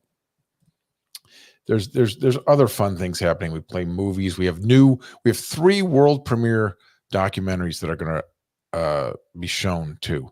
So it's really, this is sort of like, a company's convention. We feel like it feels like people work on their stuff all year. Then they come to Contact and they share their latest discoveries or their newest research, and they can collaborate. And it's great to have these guys on a panel, arguing about their opinion about different things and voicing different takes on the same idea. It's really fun to get those guys together. How often do you get to have those kind of guys researching the same thing together on the same panel? It's a great opportunity. I love the fact that you're doing a Legends night. I really do, because to me, a lot of these legends who've been doing this for 30 plus years are really getting the short end of the stick from new ufology and the new UAP life and the people out there. And these are people who have dedicated their lives, believe them or not, okay, believe their research or not. Everybody has a choice and opinion, but they have taken more crap over the last few years than any time in this field. And I think the fact that you are putting them on a pedestal to kind of, show them off a little bit what 40, 50 years of research looks like in some cases, I think that's great, man. And I'm not just Richard Dolan's another one that's going to be featured on there too. And look at the research that guy's done, right? Top of his game. Yeah, still. Yep. Still, but a lot of those times you don't get that anymore. How do you blend the old school ufology with the new school? Because you do have some younger people coming up like J. Christopher King, who has really only been in the public for the last 3 or so years. How do you blend those old school people with trying to bring in new younger people with an interest in this field? Well, we really do try to do that. Adam Curry is another young one that's coming in that's great and he's just amazing. I feel like it's sad. Look how many guys we've lost just in the last few years. Who are you talking about? Stanton Friedman, Jim Mars. There's a lot of these researchers that are getting older that we've lost in the last several years. And that's really tragic. And we really need more people in this community. So we really want to foster a space for and encourage people to do research. Younger people, get younger people involved with this. Russell Targ's coming out and, he's 90 now. Some of these guys, they can't go on forever, and it's great to pay a tribute to them. But you're right. We need to continue to open the doors for some of these younger researchers, which we really do try to do. You come to see the legends, but then go see the younger people that are also doing good work. Adam Curry does amazing stuff. He's doing AI stuff as well. We do a lot of that kind of thing. But Timothy Hogan's coming. He's another young one. And these guys have great research. Jason Quitt. Jason? Yeah, I've met Jason. Yeah, I met him at the Alien Cosmic Expo in 2019. Great. and Mitch Randall. So some of these guys, this is the next wave of people that are going to be in this field. And it's going to be exciting because there are other aspects of this. Like I keep bringing up AI, like the poster here. It's like that's a whole new segment that is really related to our field more than people realize, like I talked about with the spacecraft. So I think there are other areas that younger people are exploring that some of the old guard didn't even think about, like AI, for example. That's the prominent one. I try and keep a lot of the AI stuff off of this show because it scares the living hell out of me. It really, I don't know, but for me, if I were to translate my fear of AI, I think of movies like The Terminator, where it's funny that what we're seeing today is exactly the biology of what happened in those movies. And look where it's going. And that just that scares the daylights out of me, man. And I'm so trying hard not to accept it, and I know I'm gonna have to. It's much like the latest Facebook update or Microsoft update, that you hate it, but there's no choice. You have to do it. Genie's out of the bottle, man. For me personally, I find it fascinating how that notion of AI being what people would use to explore space. I feel like I take on a personal level, I try to take a kind of a common sense approach to all of these topics.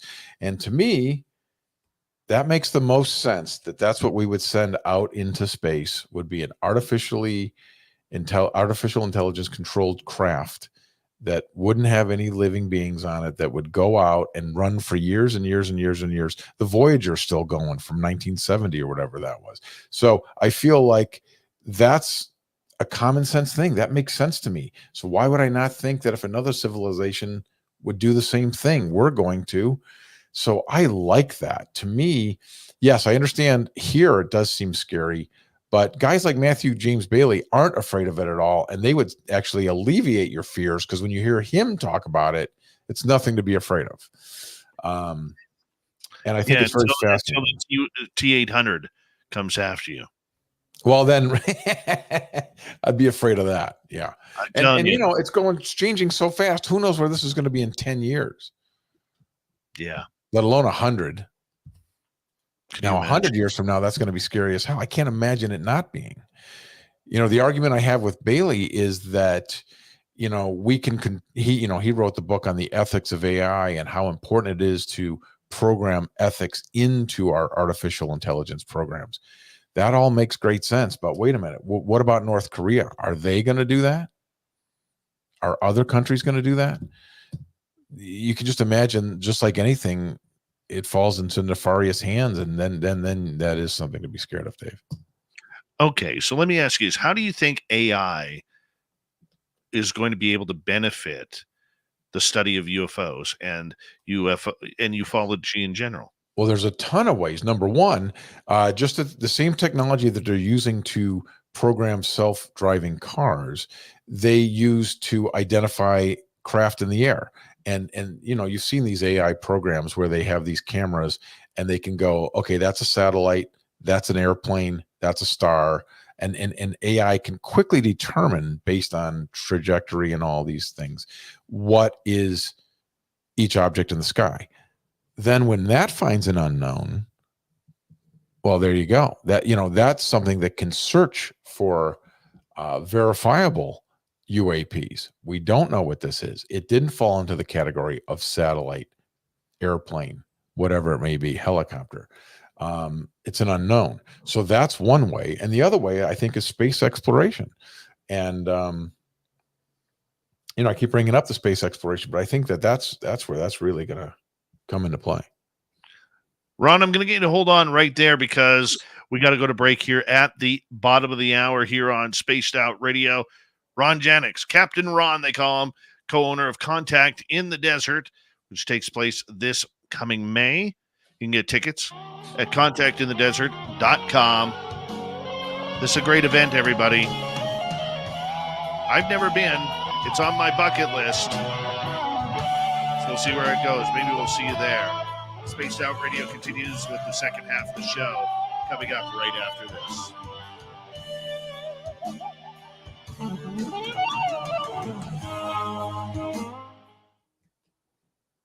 We need to get you down there, man. Yeah, we'll see, man. May's a tough month for me. Is that right? Yeah, when are your dates? May 30th through June 3rd. Yeah, Obviously, you get a full VIP thing treatment if you come down, brother. I appreciate it. I promise you, I will see what I can do. I will see what I can do because Well, you'd be in seventh heaven, man. You can get direct contact with all these guys. Boom, here's my card. Come on, Spaced Out Radio. like I said, we'll see where it goes, man. We'll see where it goes and go from there. Maybe not this year, but hopefully next year. I'd like to. I hope to keep doing it, so that'd be fine too. Yeah, man, I love these events. I really do love these events, and I have a lot of fun with them. And when you get to meet not only the people, but it's amazing that people you never met, especially in this field, would come up to you and they're like, "Hey, Dave Scott." Yeah, Like, yeah. It's like, great. holy cow, how do you know who I am? Like the George Norrie thing, right? Sure. I love it. How cool. And how great you do these parties. Like you're having this thing in Reno, huh? Is that like a listener thing? Yeah, a couple of years ago, like during the pandemic, I hadn't been to Vegas in like 3 years. Ouch. And I was like dying to go. So I just said basically to my listeners, "Hey, who wants to come? Come join me." Right. So then it kind of expanded from just a quickly from a weekend of going to hang out with the listeners to why don't I do a live radio show from there? Never done it. Right. And then I said, well, to a bunch of friends, in the field. I mean, Katie Page was there and Melinda Leslie and Lorian Fenton and Bob McGuire and many others were there. I said, why don't you come? And they said, well, is this a conference? I said, no, I'm not paying anything. I said, if you can make it, great. It's a free for all. I'm paying my way. You pay your way. Everybody's paying, but let's do it for the fans. Let's do it for the fans. And I was surprised that everybody knew about, that everybody said, okay, like not even a single, no, I can't. There was no hesitation. Like this year, I just confirmed a real good guy that you would like. His name is Lee Strauss. He's out of Washington State. I've heard that name. Yeah. Yeah. Great guy. He's coming to our event. Jackie Harmon is coming to our event. She's a Bigfoot and paranormal researcher in California.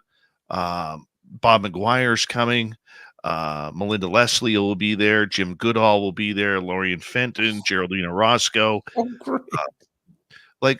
Carter Bouchard, my favorite Bigfoot guy. Yeah, we got about 13, 14, 15 that I call celebrities. Yeah. Coming to the event. And that's great. How many attendees you think will come?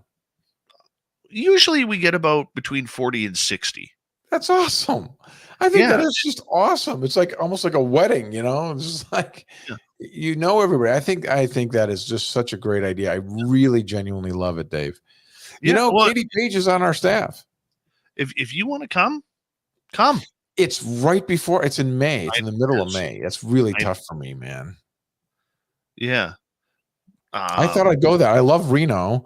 I thought, what a fun thing, but man, it's like 10 days before contact. Oh, I know. You know what? If you invite me to Contact in the Desert next year, I will move my event by a few months. I'm inviting you now.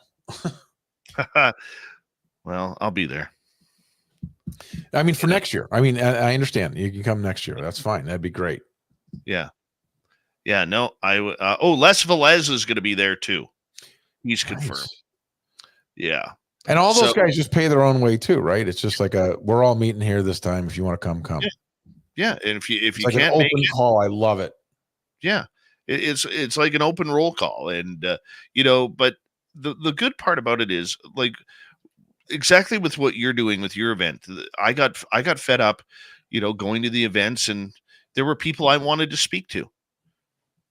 who were never around. Couldn't see them, right? Yeah. And I got tired of it. So I'm like, screw this. And I tell the people who are coming, you have to be there for our listeners. That's the whole point of doing this. They're the ones buying your books. They're the Right. ones who are watching your videos, who are listening to you on all the shows, who are supporting you with super chats, whatever it may be. We're doing this for them. This isn't about us and promoting us. This is about them being able to say, I had breakfast with Nick whoever. Pope. Yeah. Yeah. Isn't that great? And then they're hooked. Then you got them. My God, I had breakfast with Nick Pope. How cool. One sec here. Here we go.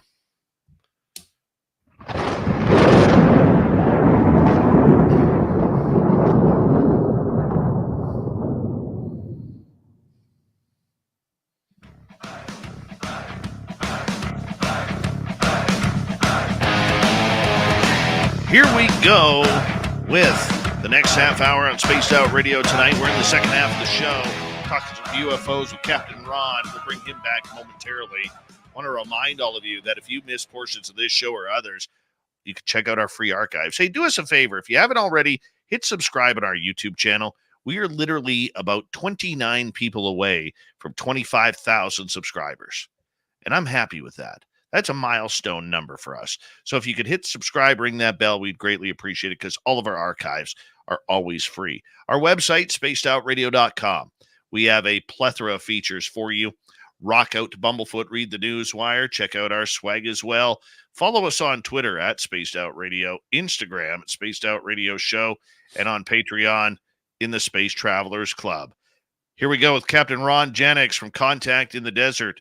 And what an amazing night of radio we've had. You know what? This one's just like having a beer, shooting the breeze, and talking UFOs. Doesn't get much better than that. Ron, welcome back, my man. Thank you, brother. Yeah, it's been a lot of fun.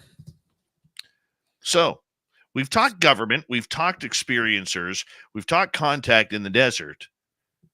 There's a lot of topics, man, that we still haven't addressed yet. And one of those topics is the fact that more and more people are starting to put together that UFOs are not separate from cryptids, who are not separate from the paranormal.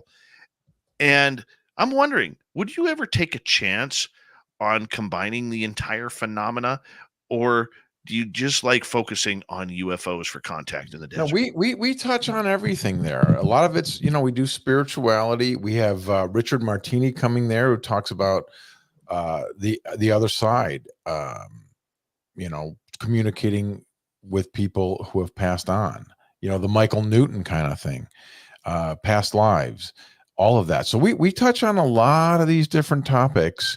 It's centered on UFOs, but of course, all of the paranormal. We actually have a psychic coming. We dabble in everything, even though the UFO thing is the biggest, strongest, certainly this year, with government disclosure and so much happening in that area. We are focused on that this year, that and the legends. But we have a bunch of remote viewers. We have Paul Smith, we have Russell Targ, Tracy Dolan, that all talk about remote viewing, and the SRI Institute and the SRI program from Stanford is all fascinating. So yeah, all of these topics are covered at Contact and explored. And of course, of all the attendees share the same thing, like you're saying, that you like to talk about these different things. We just don't have a big contingent of it. You know what I'm saying? No, I hear you. But, do you believe that the phenomena is all tied together, or do you think we still need separate research fields? I do think that they're very different personally.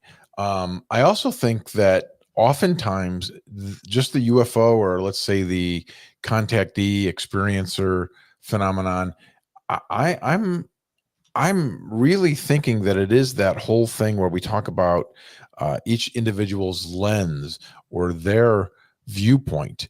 You've heard these stories in the past of fairies from the sky or from the trees, and then people see ghosts, apparitions, angels.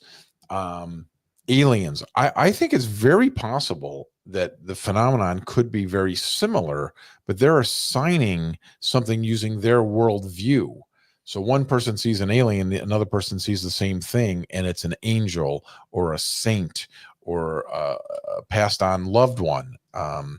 Any of these things, ghost, any of these terms, it's these terms. Again, to me, everything we're talking about here is an unknown. So when we call it something, it's like it's kind of thin calling it by name. Does that make sense? Oh, I totally agree with what you're saying. And I think we're starting to see more and more people combining it, but nobody really wants to admit that they're actually, segregated. We're seeing it more and more, but, hey, it's to each their own. Some people love the paranormal and some people love UFOs, and that's okay. We're allowed, we're allowed to enjoy that. Outside of UFOs, what do you really enjoy? What captivates you? I love the Dean Radin or the I can't think of the other guy's name. These experiments where they have they buy 6 cases of wine from the exact same place, from the exact same winery on the exact same day. And they take those 6 cases of wine and they put 3 of them in their living room, and they take the other 3 and they take it to a monastery. And the monks bless it every day for 3 months. And then they come back and then they have a party and they serve all 6 cases of wine. And everybody prefers the wine that's blessed.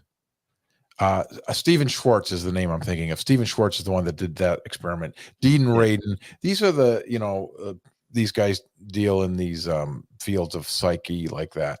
And I find that stuff absolutely fascinating. Why does this wine or chocolate or water taste better?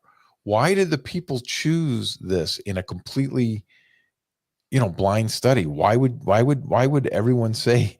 It's like 85% of the people said, well, this wine tastes way better than that wine because it was blessed or because it was something affected it.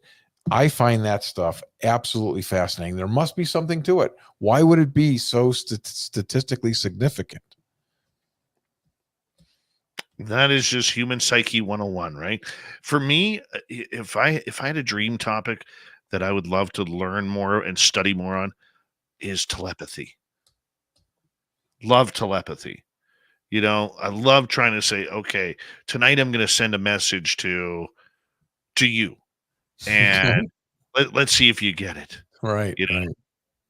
Never works, but either way. And I've also read about people like husband and wives who claim that they want to, whoever dies, try to come to me and this will be our signal, this card or this number or whatever. It's interesting.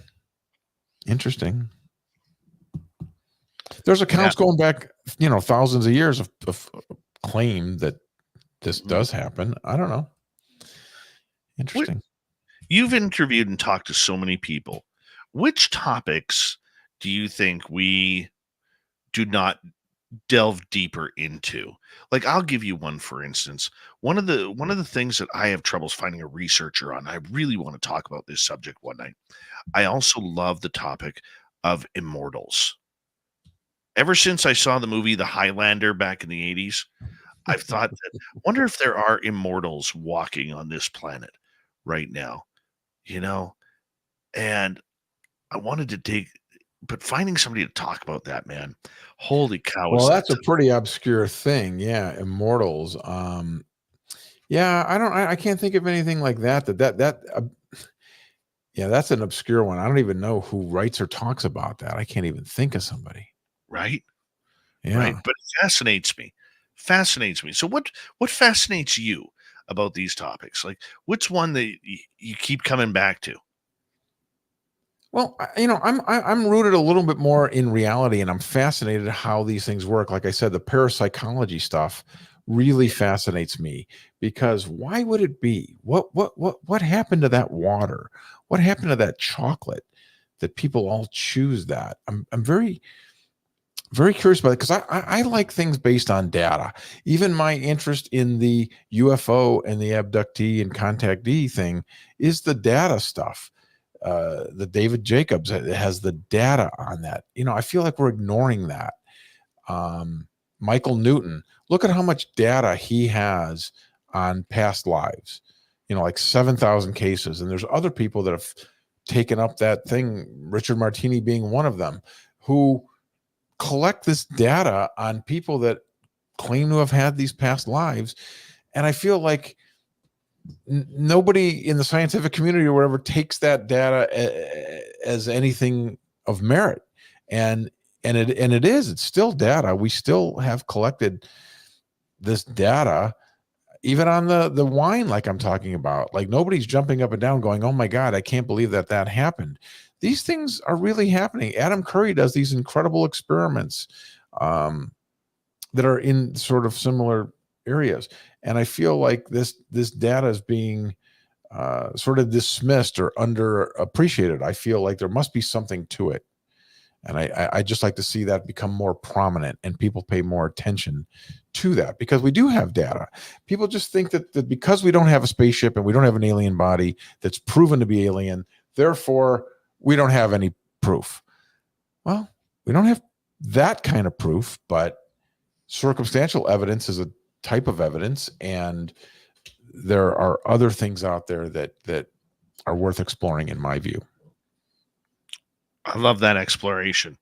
It's something that we have to do. But the thing that I wonder, and I'm curious your thoughts on this, we can explore scientifically all we want. But right as of now, as far as we know, we don't have a lot of answers, because we either have the answers that they are buried deep, deep, deep in the black projects that will never see the light of day, at least for maybe another 100, 200 years, or we just don't know. It's one of those two that we're trying to figure out, and I'm curious, like, with your thoughts of the way this is all working, how do you think we can blend the science behind it and maybe what these craft are? Because a lot of people who've had experiences, as you know, believe these craft are biological. For sure.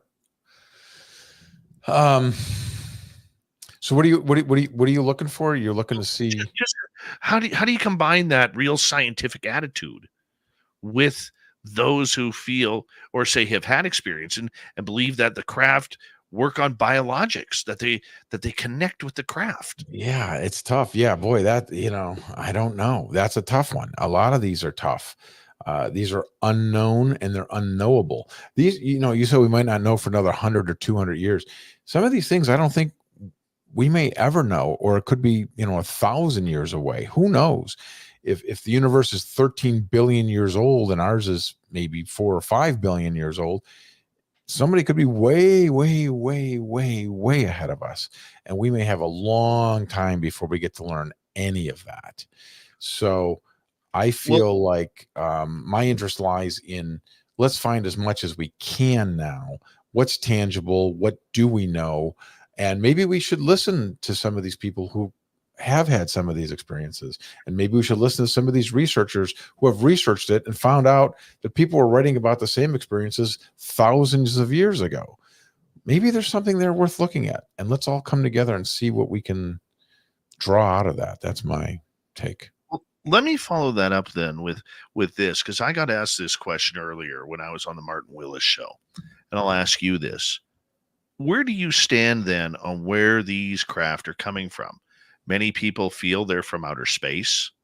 Now, though, due to what we're hearing out of Washington and people talking publicly, we aren't sure if they're from outer space or if they're time travelers or if they're from a different dimension. Where do you stand on that? Wow. Or there's people that think it's coming from Earth, that they're underwater or, in Antarctica or whatever from our planet.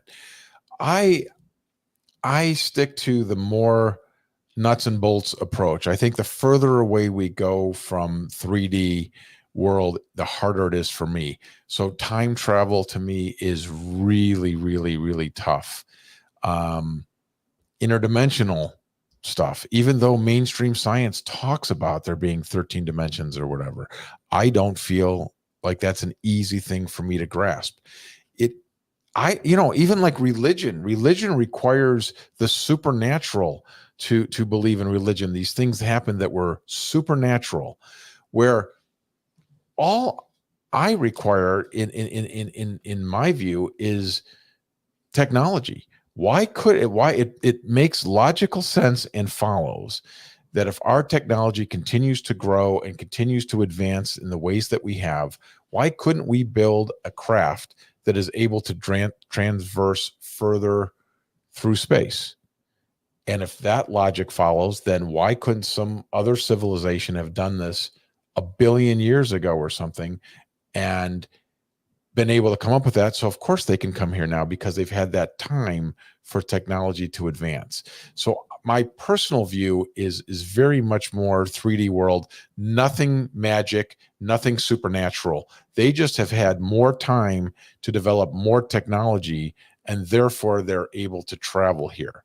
That's my personal guess. I know a lot of people think it's more likely dimensional or interplanet, some other ways, but that's harder for me. Time travel is much harder for me, but it sure is fun to talk about, right, Dave? Oh, I love time travel. Yeah. Absolutely love it. And that's where I want a lot of these stories to be true, whether it's Andrew Bishago or many others who've talked Sure. about time travel. And I'm curious. I mean, like, you go on TikTok and you got some of these fake time travelers on there making predictions. And everything they hide behind when their predictions don't come true. Well, on my timeline, it happened. You can't lose. And they're getting hundreds of thousands of subscribers Yeah. on BS time travel. But people love that topic, man. That's right. That's a problem with some of these psychics. It's like, if that's so true, why can't you just, to me, come out on national TV and live do something? Say that this is going to happen. This is where this body is buried, and let's go dig it up. And then we'll all believe, or a lot of us will.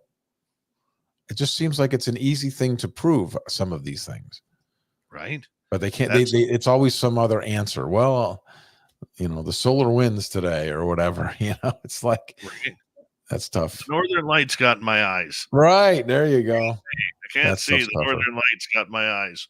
So I like to try to keep an objective view on some of this. And I think that's why we bring in the speakers that we do, to kind of give, a healthy skepticism to some of this too. We don't want to just accept it blindly, but let's look and see what's there, and let's be open. That's sort of our stance. And that is the key, is try to be open with everything, and really, really trying to keep, the spirits of people up as we talk about this subject, because in the end, no matter what we do, it is about people. It's about the non-believers who maybe open up to the fact that this is the new reality coming forward. It's about the experiencers who get to say, I told you so. I mean, there's a lot of good things that are coming this way with these topics, man, and we got to keep promoting them. Agreed. Absolutely. 100%.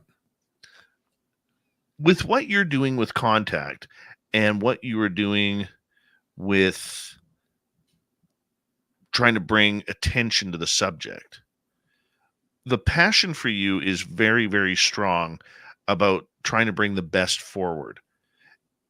Do you see a day when you start bringing in more government people to Contact in order to try and figure out what is going on? I'm thinking like a Tim Burchett, or we're literally working on that. That could happen this year. These guys aren't easy to get, but we have tentacles out there on all of this. I absolutely see that day, and hopefully that day is in 3 months from now.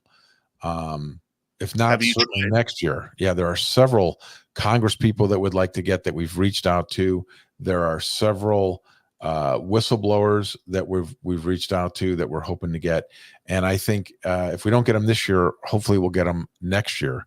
And I think the more of those people that come out and bring more credibility to this, I just want to bring other people outside the community in as well, because some of this to me is strong enough that it's worth a second look, and it shouldn't just be dismissed out of hand like it often is in the mainstream world, in my view.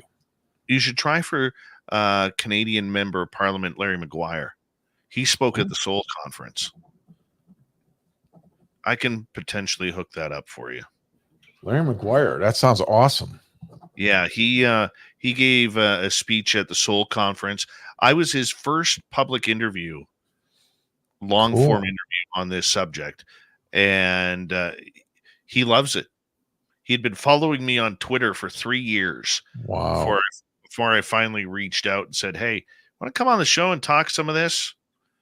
And he was like, "Yeah, absolutely." Well, they You had know? him at Seoul, so that, listen, if you've gone to Seoul, that you pass the credibility test, right? You would hope, Yeah, I would. you know. But yeah, I think he'd be a great addition because I think that the longer this goes, the longer we wait, I think there's more chance of another country, adversary or not, coming out with this subject. And I don't think that would pose or bode very well for the United States on a public level and a world level for that matter. What's your thoughts on that? I agree 100%, and not to mention, we're not getting any younger, man. I really, I want to move this needle. Let's get closer to the answers. Let's get some of this information out there. I feel like as much as we've leaps and bounds the last 5, 6, 7 years, it's still, again, I feel like it's glacial to me, and it drives me crazy. So I would like to see as much come out as soon as possible. And if any of these whistleblowers want to start coming, let's do it. Let's get them to Congress. Let's get them to contact. Let's get them out there. And then maybe that'll shine a light on more people. When like that 60 Minutes story in 2017 came out, that brought a lot of new eyes and attention on this subject. And a lot more people took it serious that wouldn't normally look at that. So I'd like to see more of that happen. If it wasn't the U.S., outside of the adversaries, Russia, China, North Korea, Iran, who do you see could be a leader in becoming first to disclose? Is it the Brits, the Aussies, Brazil. the Canadians, Brazil? South America and Brazil, I think, has got the strongest. From the little bit that I know, and I don't know that much, I feel like you always hear that in Brazil, that's very, very openly talked about. Yeah, that's what I would guess. Don't you think? I like where you're going with that, but the problem is, I'm going to sound real hasty with this comment. Does anybody pay attention to Brazil? On what they're doing outside of the World Cup of soccer. But if they came out with some alien evidence, somebody would pay attention in a hurry, wouldn't they? But you look at what's happening in Brazil, Peru, and all of these small little hut villages that are claiming to be attacked by aliens. And what's the excuse? The official word from the government? And after American people are there, they're drug lords or they're illegal gold prospectors using jetpacks. True excuse. Right. Yeah, I saw that. Yeah. Craziness. I mean, you look, and the other thing too that's weird about it, you ever notice that all the violent ones seem to go to Brazil? Like you don't hear of these space gun wars happening in, Des Moines, Iowa or someplace like that, right? You don't get that. But we had that Vegas report a while ago. Remember that? That wasn't that long ago. Remember they found the police met with the aliens or something. Remember they said those wasn't that in Vegas? There was a story that guy at that guy's house or something. Yeah, right. Yeah, that was nuts. I know agency people who actually looked into that one. Is that right? That one unfortunately didn't. I also don't like how everything has to go right to alien. Why is that the answer always? Something anomalous happens. Oh, it was aliens. We've almost gone too far the other way. Well, why do we jump to the alien thing? Why don't we look at some other explanations first? And then if those don't pan out, then maybe it's aliens. That's my view. Because when you talk like that, you end up looking like Giorgio Tsoukalos, and you got to spike your hair up. Ron, we got about 25 seconds left with you. I want to say thank you for coming on Spaced Out Radio tonight. Where can people find tickets for Contact in the Desert? Contactinthedesert.com. That's where everything is. All our speakers are up there now. I think we have 70 speakers on our website. Check them out. Come out and join us. It's going to be amazing. It's a game changer when you go live in person. It really is. This is my first time getting to chat with you, Ron, and it's been an extreme awesome pleasure. Thank you Thanks. very much for coming on Spaced Out Radio tonight. Thank Coming you, up brother. next, Steve Stockton from Among the Missing, followed up by Robin Haynes with the Cryptid Report. It's Dave 101 night and the weird news of the week. We got a busy third hour coming up on Spaced Out Radio right after this, so stay tuned. We're coming right back at it. Be prepared.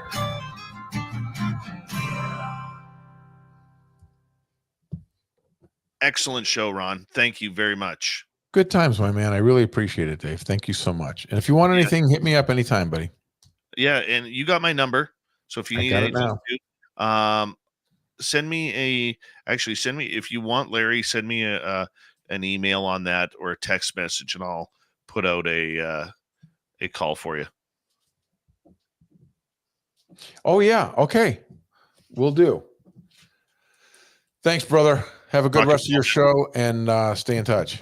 We'll talk soon. Take care. Take care, buddy. Bye. Great show, Ron Janix, everybody. Captain Ron. What a great guy. Fantastic hair too. Hi, Robert Redmond. How you doing? I'll be right back, guys.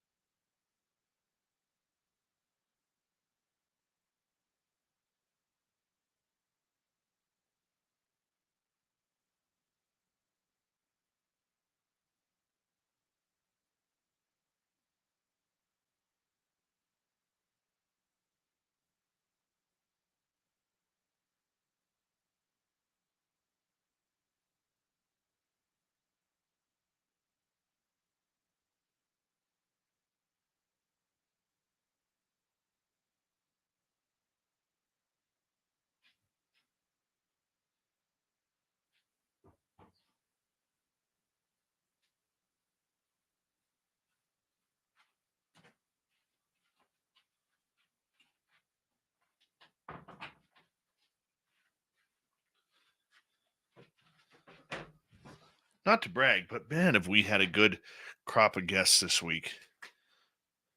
We really have.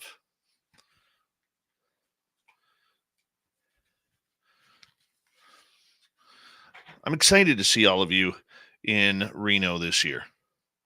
Very excited. If you haven't got your reservation for tickets yet, go to info@spacedoutradio.com, info@spacedoutradio.com, and you can reserve them there. VIP tickets are $100, and regular tickets are $60. We want to make sure that you do it. Thank you, Kira. See, I'm losing weight, Kira. Losing weight. Feels good. Hi, Pinzer. Lose the flactum.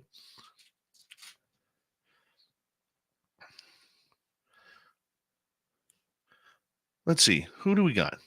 We got Courtney. Our Spaced Out Radio team is going to be there. Unfortunately, Dirty Filth can't make it, but he's going to make sure that we got some cards there. Some art for you guys. Hi, Nina Williams. Les Velez, Melinda Leslie, Geraldine Orozco, Lorian Fenton, Science Bob, Lala Bright. Merle is going to be there. Jackie Harmon, Lee Strauss, Les Velez, Jim Goodall, Carter Bouchard. That's just who's confirmed so far. So far. It's a hell of a list. That's better than most conferences, people. Better than most conferences.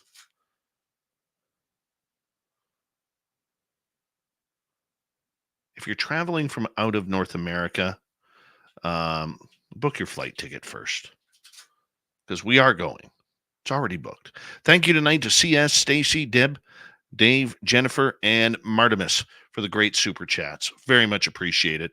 And you can shop at our Spaced Out Radio store. We do not have ugly swag. No ugly swag, people. Here we go with hour 3.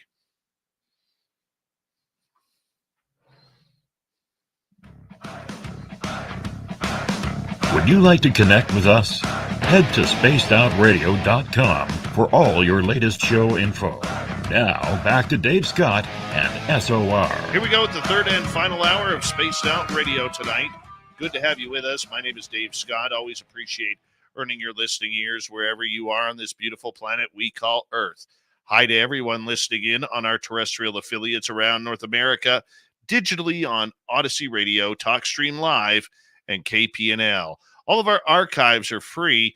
Join us at youtube.com/Spaced Out Radio. Do old Davey the favor. Hit that subscribe button. The Desert Clam has set the password for tonight in the SOR Space Travelers Club. Blob. Blob is your password. Use it wisely, Space Travelers, as the Clam sets the password each and every night right here on Spaced Out Radio. Our website, spacedoutradio.com. We have a plethora of features for you. Rock out to Bumblefoot, read the news wire, check out our swag as well. Follow us on Twitter at Spaced Out Radio, Instagram at Spaced Out Radio Show, and on Patreon in the Space Travelers Club. It's that time of the night to say hello to Steve Stockton from Among the Missing and another spooky story. Hello, friends. Welcome to Among the Missing YouTube channel on Spaced Out Radio. I'm Steve Stockton, and I'm about to take you on an unbelievable journey of people just like you. Their stories and encounters will haunt us on Among the Missing.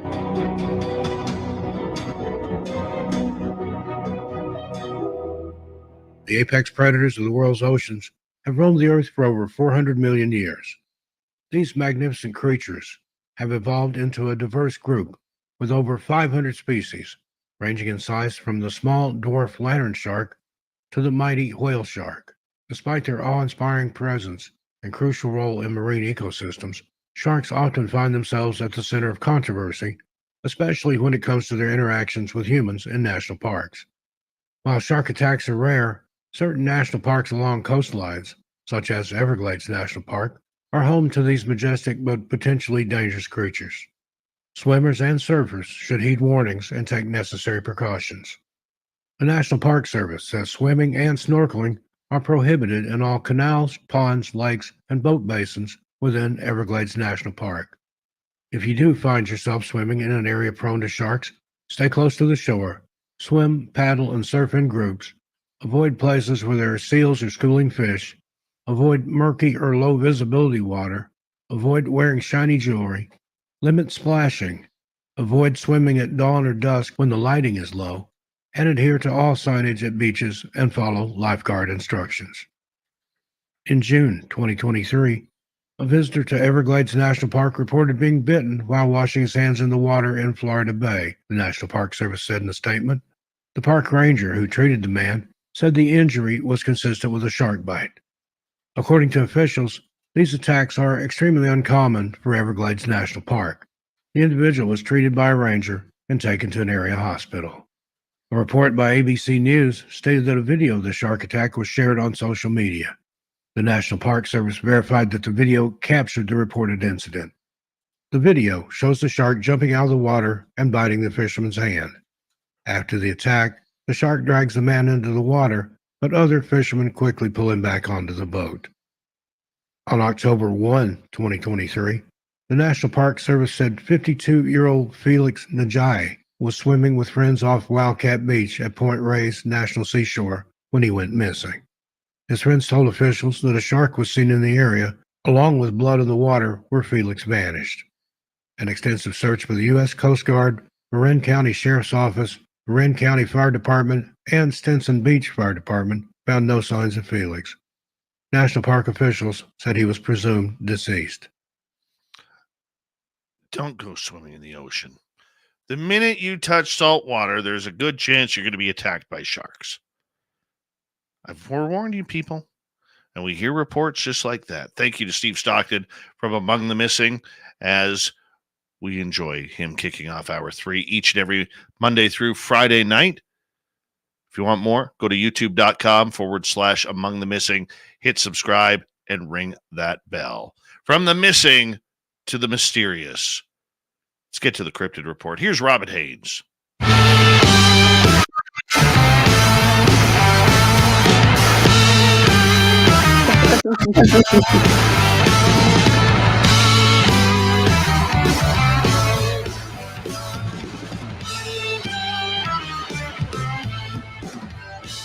Robin Haynes from the Cryptid Report. Thank you so much for coming on in, as we are just shy of 2 months away from the big Nebraska Bigfoot Conference. Yeah. We're part of. Of which you will be there. Very excited. I cannot wait to give you a giant hug. I have not seen you, so I'm so excited. Lots of preparation, lots of stuff going on with that. We've got, movies now. We had 2 movies that were supposed to play, and now we've got a third one. Duke Sullivan's got his movie coming out, so we're going to be playing that on Saturday as well. So that'll be great. So we'll have 3 movies total, and we've got some great speakers. You're going to be there. Duke will be there. We have Jim Myers is going to be there. Cryptid guy Christian McLeod will be there. I'll be there. We've got some really great people that are going to be talking. We've got Robert Kreider, who's going to be there. Ron and Alan McGargle are going to be there. We've got some good stuff going on and lots of planning. It should be a lot of people. We moved to a bigger event hall this year, so we can hold a lot more people. We normally get a large crowd anyway. We usually get about 500 people plus through the weekend. And so now we've got an event hall that will hold even more.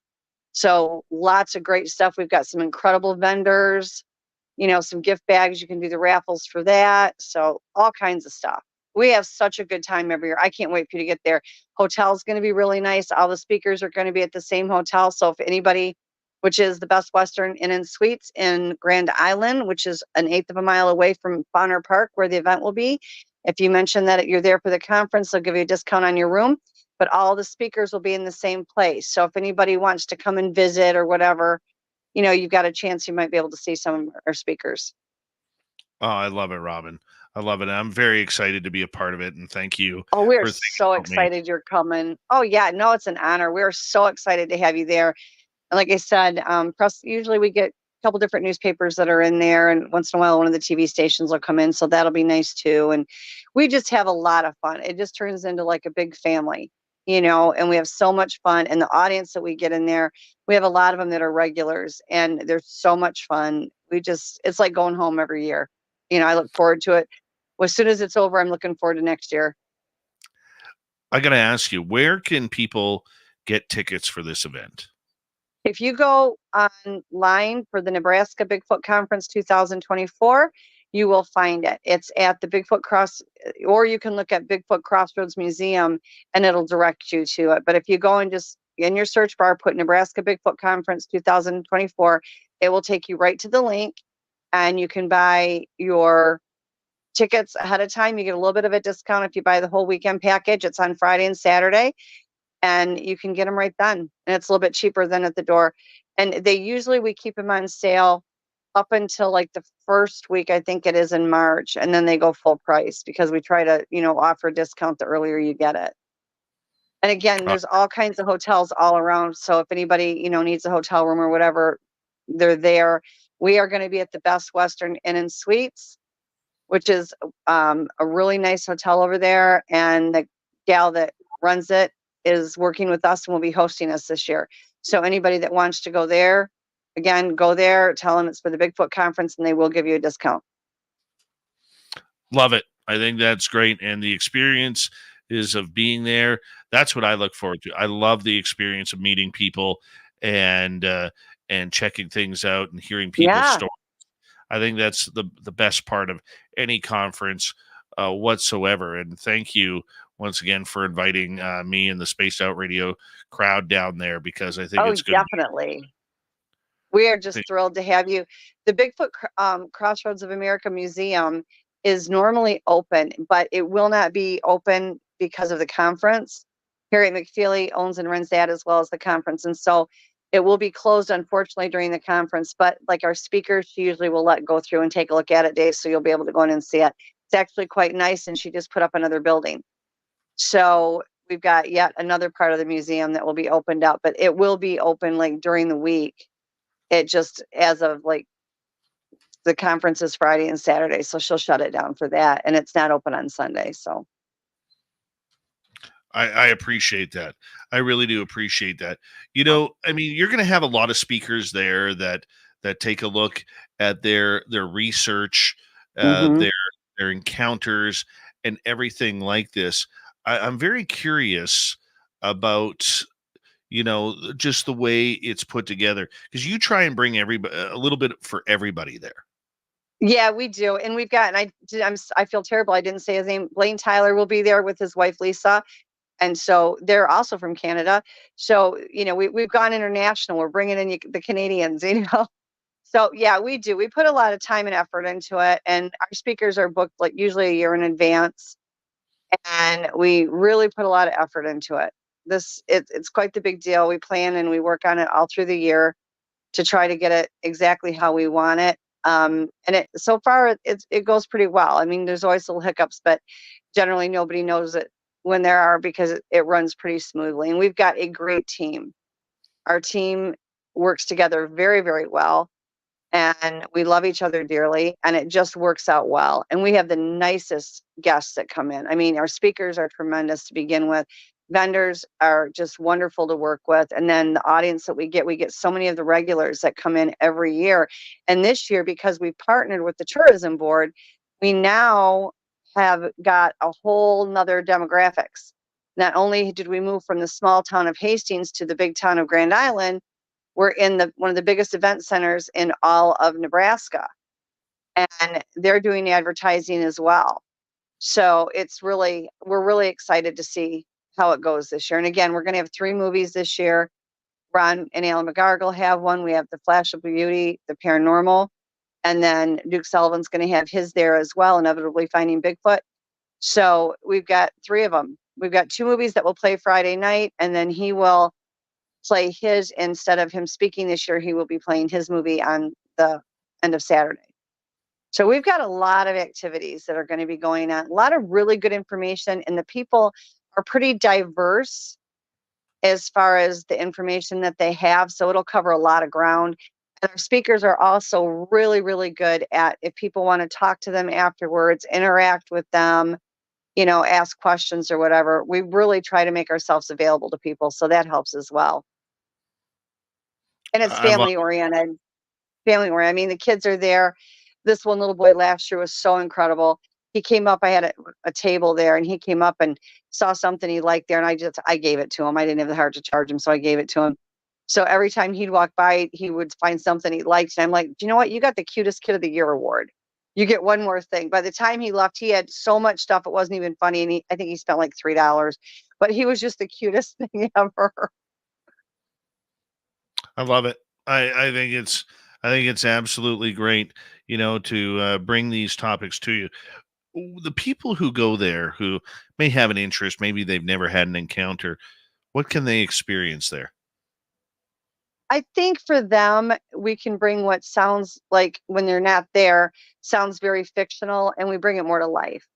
And we're talking with people that they have the ability now to talk to people that have actually had encounters, hands-on experiences. And I think that we can reach them in a way that they may not normally understand. If you're on Facebook or social media or whatever, you're just hearing people talk or you're seeing people type. Our speakers tend to get very personal with our audience, and they feel like they're just talking one-on-one, even though there's a large group there.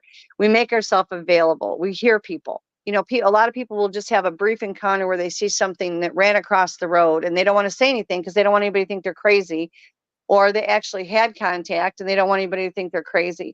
And we kind of bring it down for them so that their voices are heard. No matter what that experience is or not, their voices are heard, and they have ears that want to know what they have to say, that value their thoughts and value their opinions. And we, in turn, try to be there for them. If we can answer, there's no experts in this. If they say they're an expert, then they're a liar, because there isn't one. But if any of us have that knowledge, we all kind of work together as a team, and these people have some place that they can go and ask that question. And everybody's normally very forthcoming with, if they don't have an answer, we tell you we don't have an answer. But we seem to have a pretty diverse amount of people that can answer a lot of those questions. And again, when they're talking on stage, they connect with the audience. They're not just up there like they're performing, ponies at a circus. They're talking, they're engaging. They want to talk to the audience. They want to hear what the audience has to say. Some of the speakers like to engage the audience to the point where they can ask questions. And we have enough diversity in our speakers to cover just a huge area. So you're not hearing things over and over and over again. It's not the same thing with every single person. So that brings a lot to the table. And I think it gives these people an idea that everything that they've been told and taught doesn't exist might actually really be there. And it kind of lays those ground rules and the foundation for that. And I think with the kids, what I really get impressed with, these kids come in and they want to learn. Like, I've been in the museum when the kids groups have come in and they've asked me like 1,000,001 questions. And I love it, because that's our people for tomorrow. These are where it starts. If we can get to them and let them know that the Sasquatch are there, they are real. Any of the cryptids are, even the dimensionals and the elementals, and give them that foundation so they're not fear-based, even though we know there's good and bad, but they're not fear-based. They know what they are. Then we're doing what we're supposed to do. This is the next generation coming into it. We're not going to be out there in the field every day for the rest of our lives. It's not possible. So if we can reach some of these kids that do come to the conferences and enjoy themselves tremendously, then, we're starting to get the next generation ready to take over when we don't do it anymore. That is very true. Do you find a lot more young people are gaining interest in Sasquatch? It's funny, and yeah. the reason why I ask that is because, like my son and I, we played hooky today. Good for you. Yeah, we played hooky, and I told my boss I was playing hooky because I had to go get my passport renewed. Because Yeah. I couldn't find my passport. Well, it doesn't matter anymore. Still can't find it, so I had to drive in and get my passport renewed. So I did that. Okay, and it's off, and it'll be back here for March 28th. So lots of time before I get to you. But the point that I'm getting at, I said, my son and I were talking about Bigfoot, and he's like, Dad, I'd really like to see another one. I really want to get back out there and see another one.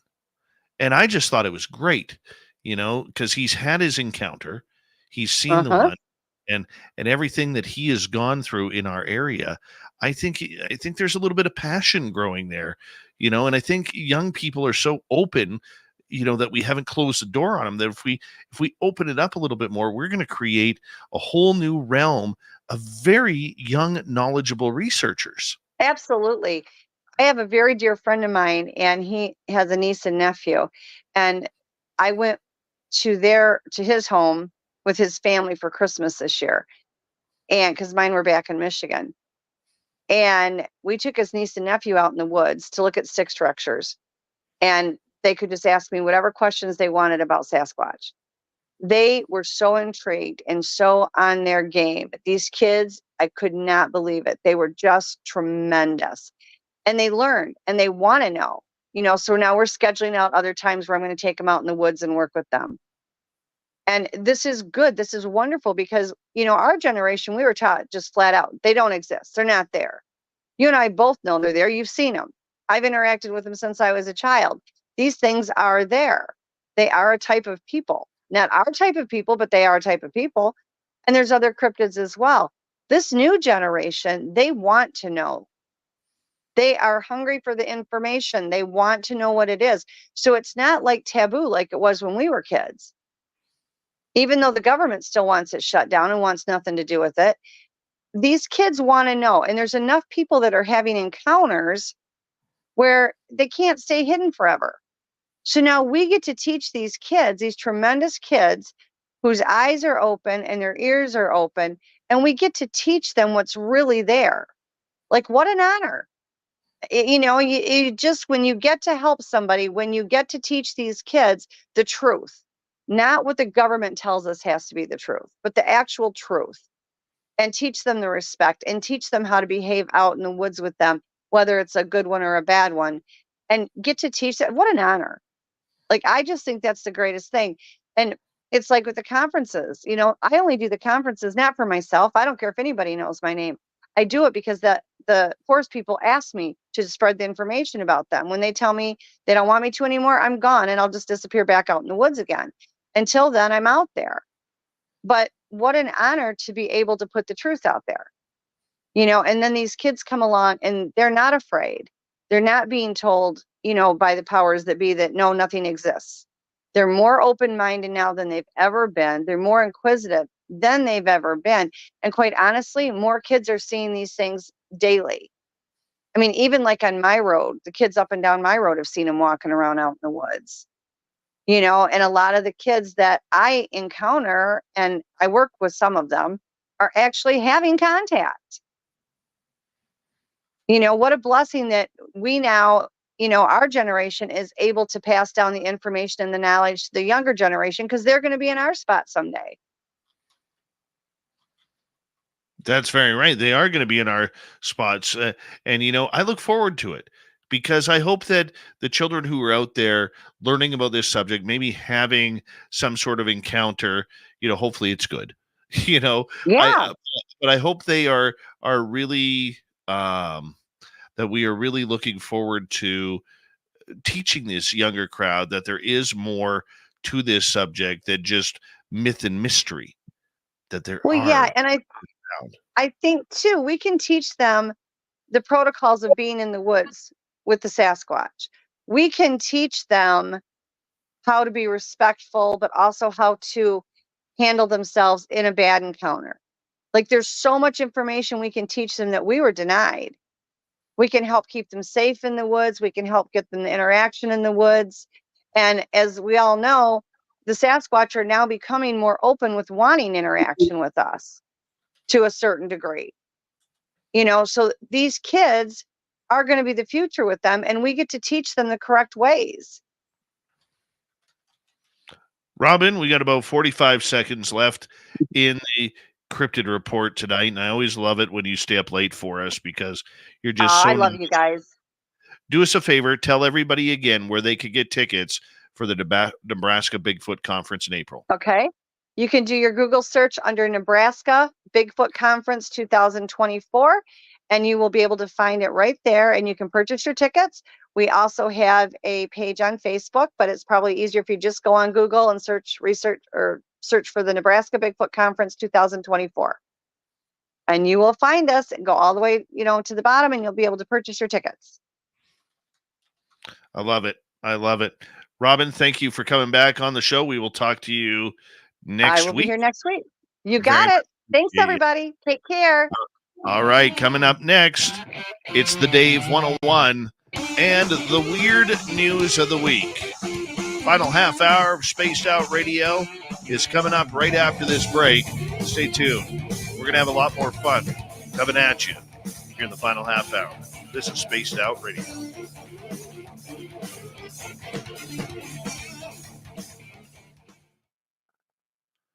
All right, we're clear. Luffy Pirate. So this place is not welcome to natives anymore? I didn't know that. Since when would you have that impression? This room is for everybody. We don't do the racist thing here, man. We don't do the sexual orientation thing, the political thing. Of course, you're loved and appreciated when you come into our chat room, my man. Kira, can you believe I am still up? I am actually blown away that you're still here. You usually check out at exactly 10:59 to 11:01 Pacific. What is going on with you, girl? What is this new rebellious stay up late thing going on? By the way, just so you know, if you come to Reno, Kira will be the best dressed. She will be the best dressed. Guaranteed. Oh, you were timed out? Who timed Luffy Pirate out? And why? I can't go back and look.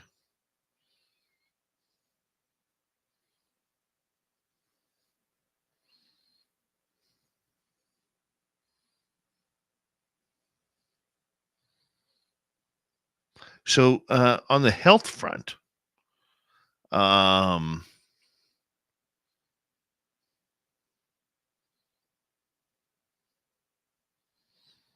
started my blood pressure medication yesterday.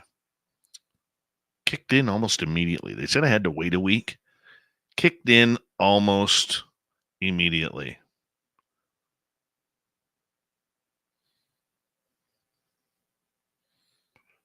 Yeah. It's nice to not feel my heart going like this.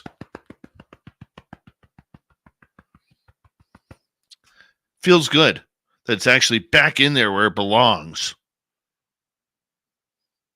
Getting healthier, people. Getting healthier.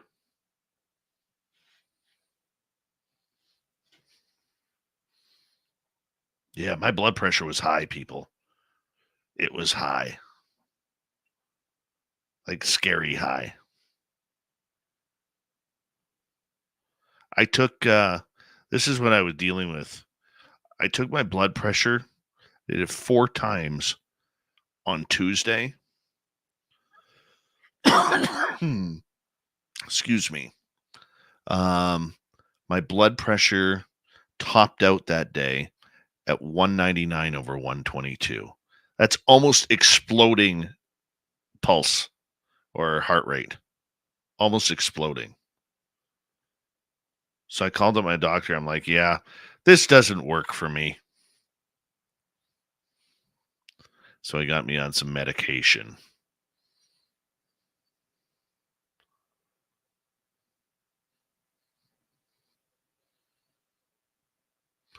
He tends to think that, yeah, Mama Catherine, scary. Scary. What else can I say? My doctor tends to think that my body is going through a shock right now because I've made so many rapid changes with going back to the gym, cutting out my 2 addictions of Tim Hortons ice caps and Pepsi. And trust me, I love my Pepsi.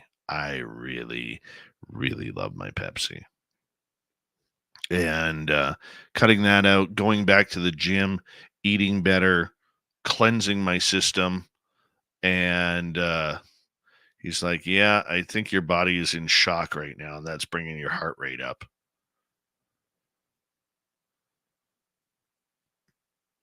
So, yeah, combine that with the CPAP. Everything is going good. It's nice to breathe again. It's nice to stay awake while driving. Hi, Tokeland. How you doing? Yeah, the Doug Shelby. I didn't have a choice, man. I didn't have a choice. Like, I was not doing well. Not doing well. I feel better. I really do feel better. Problem is, I can't work out hard on weights. I really enjoy working out hard on weights. I can't do that right now until the doctors fully know that my blood pressure is under control, because we don't want to trigger the old heart attack. Here we go.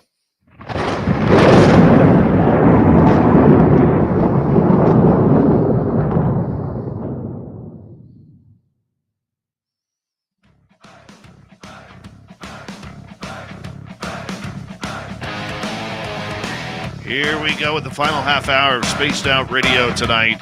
Good to have you with us. My name is Dave Scott. Always appreciate earning your listening ears. Reminder to all of you that if you've missed portions of this show or others, check out our free archives by going to youtube.com/Spaced Out Radio. Do me the favor, hit that subscribe button. Our website, spacedoutradio.com. We have a plethora of features for you. Rock out to Bumblefoot, read the news wire, check out our swag as well. Follow us on Twitter at Spaced Out Radio, Instagram at Spaced Out Radio Show, and on Patreon in the Space Travelers Club. It's time to rock and roll. It's Dave 101.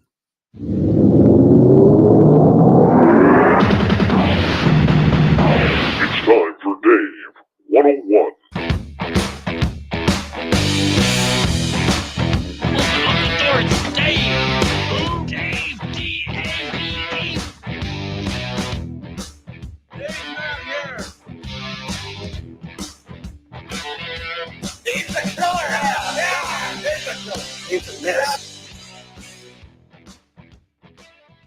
It's that time of the week where I decide to yell at people to get off my lawn. But problem is, nothing's really bothering me right now. Getting healthier. My hair looks great. The beard is coming back in. And I'm feeling like the Dave of old. And you know, the one thing that I look forward to when I do this show is getting to talk to the multitude of guests and opinions that we all have. However, those opinions sometimes can be misconstrued, and that's what we see a lot of going on in the UFO world right now. And here's what I don't like.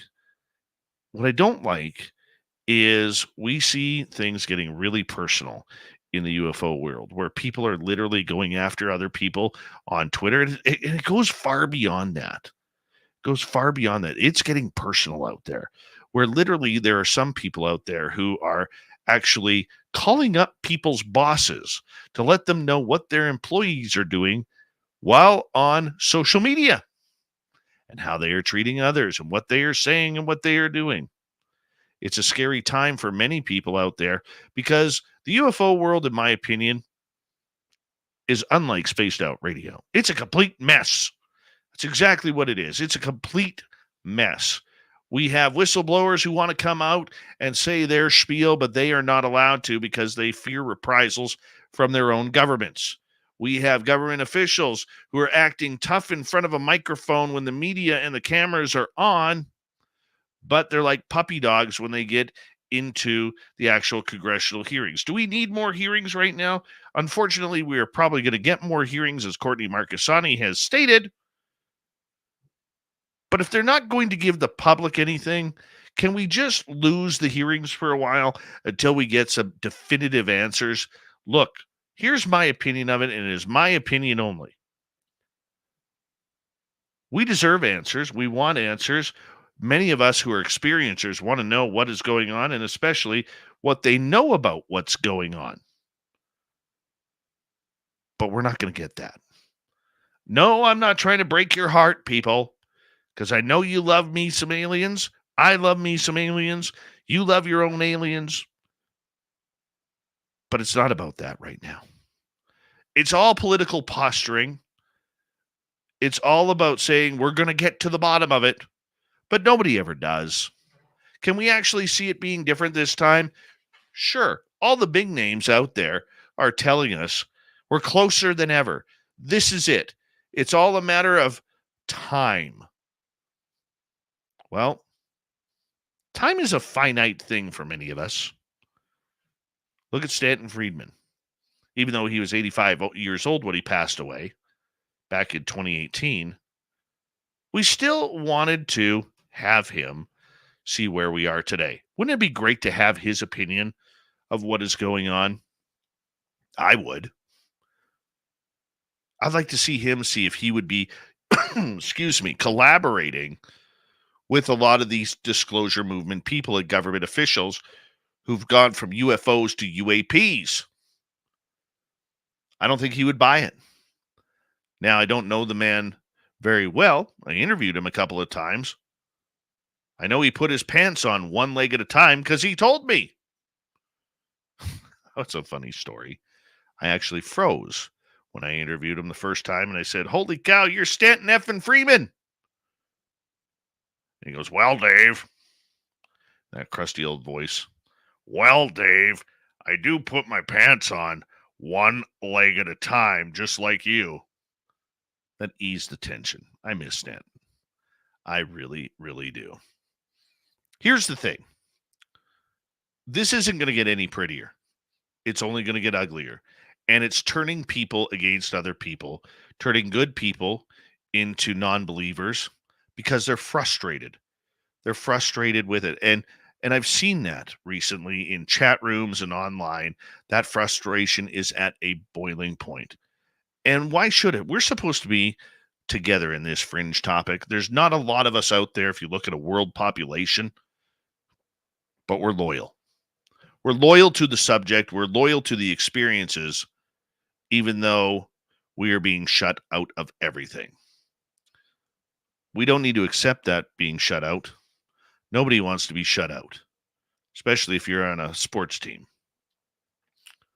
Well, it feels like being shut out. We got to find our own place. We got to keep doing what we're doing. And that starts with a little bit more positivity. Look, you don't have to believe my stories. You don't have to believe the stories people have said over the years. That is quite okay. You're allowed to have that opinion. But the chastising and the degrading only makes us look like we're not only tinfoilers, but tinfoilers who, if they don't get their way, run home crying with their ball in hand. I want to see this change. I want to see all of us come out together and start supporting these topics, whether you're an experiencer, whether you're a nuts and bolts scientist, or everything like that. Your opinion, if you're a scientist, is just as important as mine. I hate to tell you. It really is. And I'm not getting out of the way as an experiencer, so that way you got more room. I'm a big man. Okay? And if I want a little bit of extra room, I'm going to take that extra room. And everybody should as well. The experience doesn't define the person's knowledge. The experiencer in citizen science and research has probably done more research than any scientist has, with the exception of a few like Jacques Vallée or Gary Nolan or other people like that. Just because you have connections to government agencies and military agencies does not mean that you know more. You may have more information, but have you been on a craft? Have you seen one with your own eyes? Isn't it funny how all these scientists seem to have an opinion of what UFOs are, yet the majority of them still have not seen one? It's kind of an oxymoron. Hey, I know they want to believe. I know they probably do believe because that's what the evidence shows. But have you been up close and personal? There's a lot of people who've witnessed landings. Never mind people who've been taken, but people who've actually witnessed landings right in front of them. Maybe they've seen beings on the outside. I remember talking to a gentleman way before I even started Spaced Out Radio about UFOs, and he lived behind my area a few miles. And he lived near a logging road, what we call up here a Forest Service road. And I used to go ATVing along that road all the time. And he stated to me that almost every weekend, every couple of weeks, there was a group of people that drove up there to some hidden spot where they sat on a hillside. And this is in the mountains. They sat on a hillside and they watched the UFOs land in those areas. And sometimes they would even get to see beings come out. They didn't use flashlights. They didn't build a fire. They brought blankets and heavy jackets to stay warm, even in the summertime, because it does get cold out there. And that's what they did. That's what they did.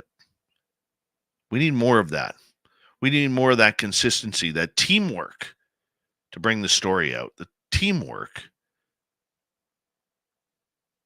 is what's important. You know the old saying, there is no I in team.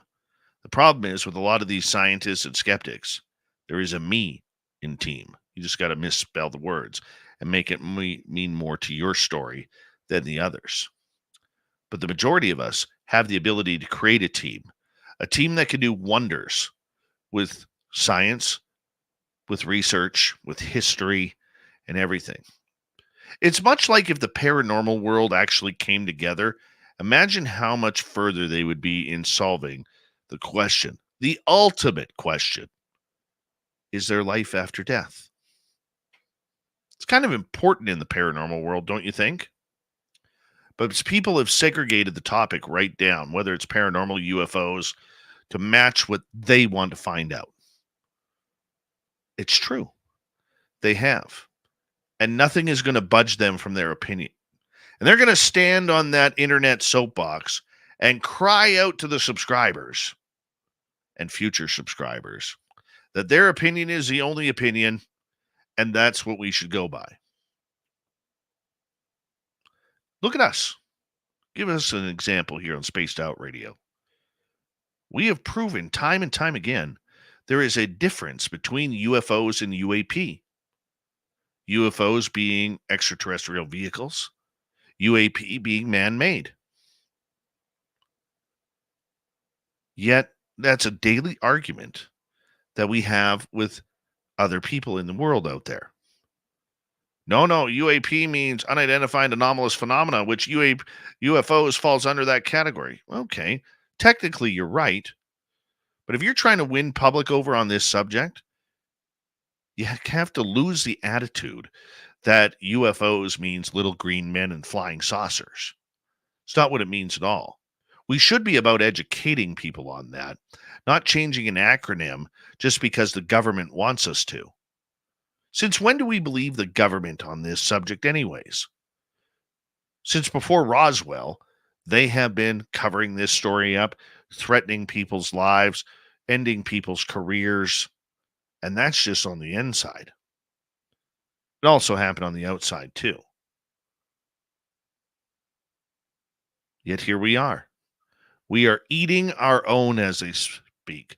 UFO cannibalism is chomping down hard at the bit to find their next victims of who will leave ufology. And through all of this, we have to look at people who are trying to take advantage of the system. And there are a number of charlatans out there who are trying to do that. Look, we can focus on the negative all we want because it's easy to do that. It's very easy to point out everybody's flaws in their research. Hell, there's people out there who point out my flaws. I was on a radio show earlier today, and there was one commenter, actually more than one commenter, a number of commenters, who sat there and said, Dave, you seem like a really good guy, but your story sounds like bullocks. My response, were you there? I don't recall seeing you there. Were you there? I thought it was a good question. It's amazing how the person's attitude changed. Well, I don't mean that. it that way. It just, your story is hard to believe. It's hard to take. I know. That's where it is for most experiencers. Do you think the experiencer actually wants to know why this happened to them? Most of them are wondering, why me? Why was I chosen to have these encounters? Why was I chosen to be an experiment? Much like if I was operating on dead ants trying to revive them, or lab rats. We don't want to be that. Nobody does. Yet here we are. In order to get this cleaned up, we got to start somewhere. And it sure as hell isn't on X or other social media platforms where it's easy to gripe. Where's the proof? Show me the evidence. The evidence is right in front of you. You just got to open up your eyes to believe it. And that's your Dave 101 this week. Let's get to the news. What time is it? It's time for Shirky Poo's News! Imagine being this gentleman. Yeah, and if I were him, I'd sue the hell out of everybody. A man playing the lottery thought he'd won a life-altering $340 million jackpot. Well, he is now suing Powerball for their mistake. Oh, yeah. 60-year-old John Cheeks of Washington, D.C., purchased a Powerball ticket on January 6, 2020, using a combination of family birth dates and other totally common significant related numbers to him and his life. Cheeks missed the live drawing on January 7th because he claimed to have been exhausted as hell from a meeting that day, so he didn't check his ticket until January 8th. Well, guess what? When he pulled up the website on his laptop and saw his numbers, he said, I couldn't believe my eyes. So I turned off my laptop, unplugged it, took it down, and started it up again. There were the numbers again, matching my ticket. Cheeks called a friend who suggested he take a photo of the winning ticket. The next 3 days, the DC Lottery website showed the winning numbers, but by January 10th, the numbers on the website had changed, according to the lawsuit. On January 10th, Cheeks went to a licensed retailer to redeem the ticket and learned that none of his numbers actually matched up to what he had previously seen on the website. He then went to the DC Office of Lottery and Gaming Prize Center, where he was told by an official that he was not a winner and should just trash the ticket. According to Cheeks' lawyer, Richard Evans, his client eventually learned that Teote Enterprises, a DC-based digital advertising agency that manages the lottery's website, made a mistake and posted random numbers that were supposed to go on a test website. Brittany Bailey, a project manager of Teote, said in the court documents that Cheeks' attempted scheme is to capitalize on an obvious error on the DC Lottery website. However, Bailey admitted that the test numbers posted on January 6th remained on the DC Lottery website even after the correct numbers were posted, and were taken down only on January 9th after Teote employees noticed the error. They have said that one of their contractors made a mistake. I haven't seen the evidence to support that yet. While Cheeks ended up not having the correct winning numbers, Evans feels something should be done for him. Even if it was a mistake that was made, the question becomes, what do you do about that? The jackpot eventually grew to $754.6 million before a ticket holder in Washington state claimed the prize on February 6th. You know, in Canada here, you get the full amount. You don't get it taxed. Imagine being $754 million richer and getting it all. I would be having a bath in $100 bills. Just saying. I would. I feel for this guy. I really do. And I'm not sure because I'm somebody who still believes people make mistakes. I really do. Should this guy get the money? It's a head scratcher because the reality is a mistake was made. And for a number of days, he thought he'd won the lottery. That's a big mistake. I think he shouldn't get the full amount, but some. Lord knows they can afford it. Because they're sure as hell is not making it 50-50. But that's just my thoughts. Let me know yours. Well, another OnlyFans story. A young lady who's a star who sells jars of her bathwater online revealed she was disowned by her father. Oh, no. Belle Delphine, a British gamer girl, cosplay player, YouTuber, appeared on the Louis Theroux podcast where she explained that her dad was enraged when he learned how his daughter made her money. Oh, the poor thing. Everybody in my family knows, she said. I never wanted it to be a secret thing, but everyone's always finding out eventually. But her dad put two and two together when he visited her in the UK and became suspicious at how Belle, whose real name is Mary Belle Kirshner, was able to afford to buy a house. I think it was everything in the, pardon me, I think it was that evening or the next day, and it just went wild, she recalled. Yeah, he went crazy, she continued. The messages he was writing, it was horrible. But he's always been like that, so it's not something I wouldn't have expected. Of her childhood, Delphine said it was very much tiptoeing around my dad, adding there were no aspects of raising children he seemed to enjoy. It was back on July 2019 that Delphine, who was 19 at the time, began selling her Gamer Girl bathwater. Gamer Girl bathwater. Okay. $40 a jar she's charging. Holy cow. $40 a jar. And it was inspired by used panty machines that she had read about in Japan. I was trying to think something more unique, so I went down to the seller or the route of selling my own spit or hair, but I didn't want to cut my hair, and it's very hard to produce a lot of spit. Ugh, that's just gross. So then I was thinking of something else that close to my physical body that I could produce, sell it a cute way. So I thought this would be fun. The gimmick was a lucrative one, upping her notoriety on the adult content site where she charges $48 a month to watch her do her things. Not for me. Not for me. That's for sure. Okay, where else are we? Do we have time for one more? Let's see here. Yeah. A British woman was really annoyed after catching police officers catching up on Netflix during an emergency search of her home. Wigan, England resident Abigail Lawton said she caught two officers on security cameras watching Netflix and using dumbbells while sitting on her sofa during what was supposed to be a welfare check after a welfare check requiring where are we here? During a mental health crisis. Lawton said she made an appeal due to this disgusting behavior. We got Mr. Ron Bumblefoot Thal rocking in the background with Little Brother is Watching. Bumblefoot is the official music of Spaced Out Radio, rocking us in and out of every single show. Get your horns up for the guitar god himself. Special thanks to everybody listening in at work, at home, in your cars, wherever you may be. Thank you to everyone in our chat rooms tonight.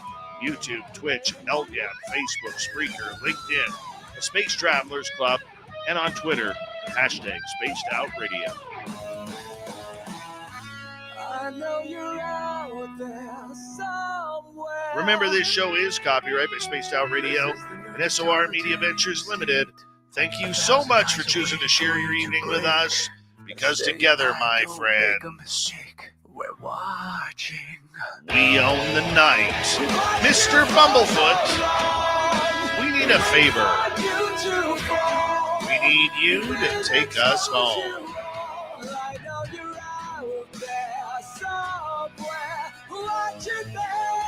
Yes, the Woo Train has docked for the night, but soon, my friends, we shall ride again.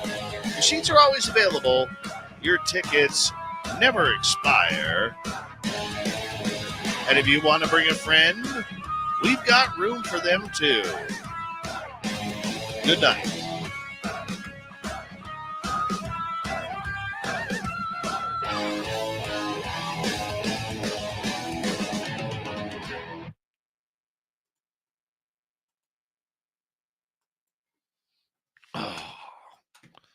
Good show, people. Good show. You guys did well in the chat room tonight. Give yourselves a hand. Give yourselves a hand. Good job. You know, Seriously.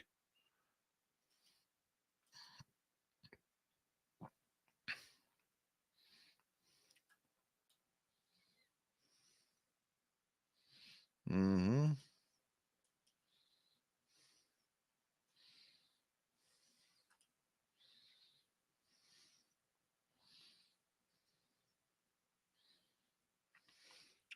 Yeah, that was a fun day of radio.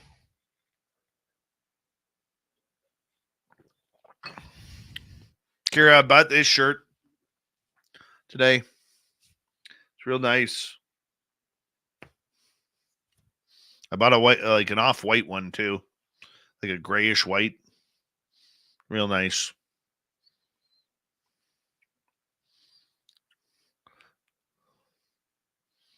No problem, Calabas.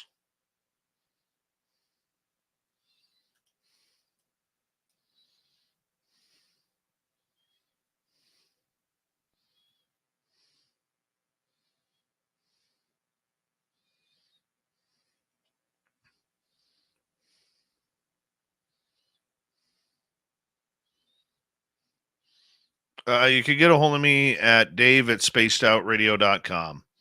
dave@spacedoutradio.com.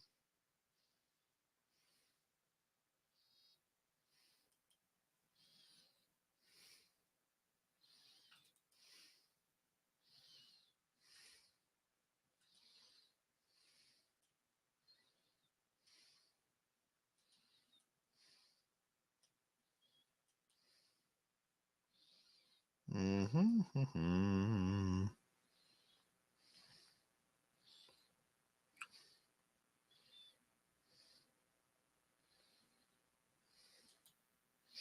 Where am I here? Okay, close that. Let's see.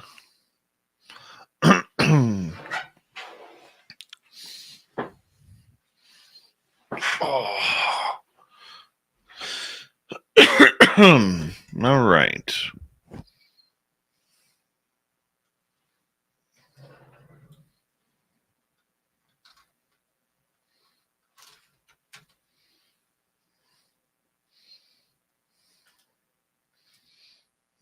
Oh, goodness.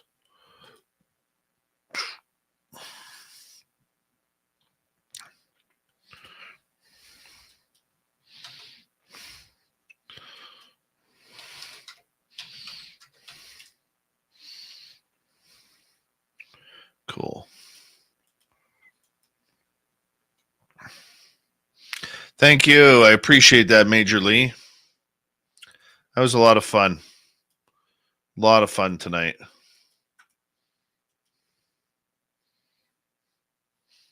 Man.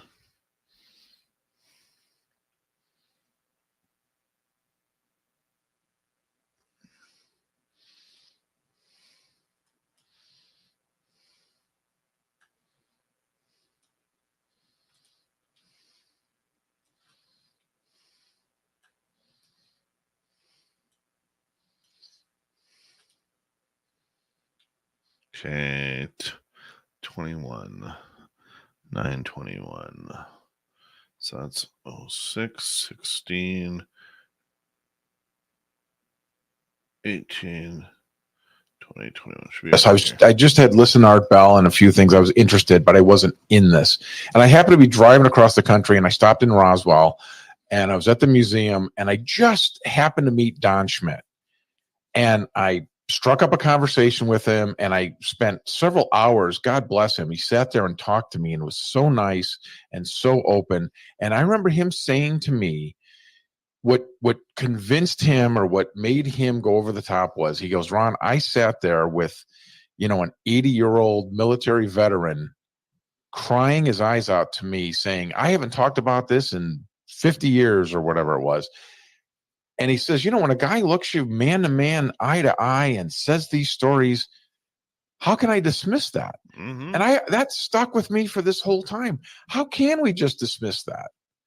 And then when they match up, or when these ancient stories, these myths and legends or whatever, happen to match discoveries that archaeologists make, why can't we see that correlation? Why do we just dismiss things? that's what I feel. It bothers me. It bothers me. There's so much misinformation, so much disinformation, and people are so quick to dismiss this. Don't bother me with the facts. I've already made up my mind. Is such a bad attitude. Believe me, I hear plenty of stuff that I think is batshit crazy. Believe me, I hear plenty of stuff that I think is bat. Believe me, I hear plenty of stuff that I think is batshit.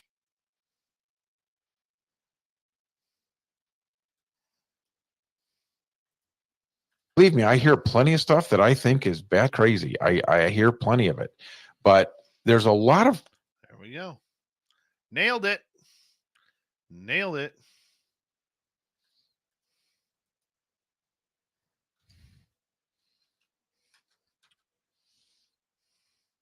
Marco, how you doing, buddy?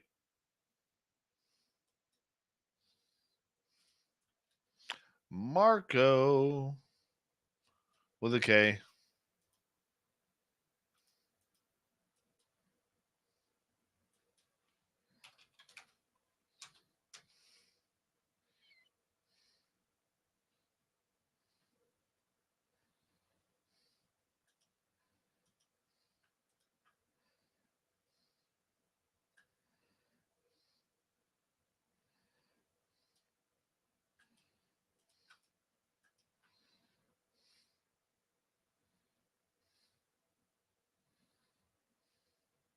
Hi, Thurston Howell the Third. How you doing?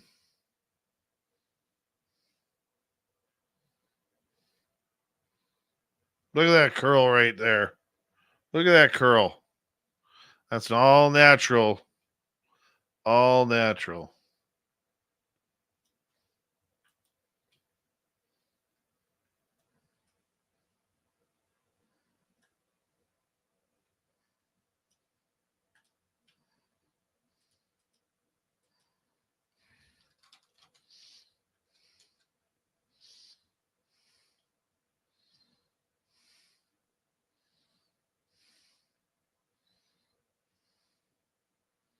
Hey, gorgeous Larry, how you doing?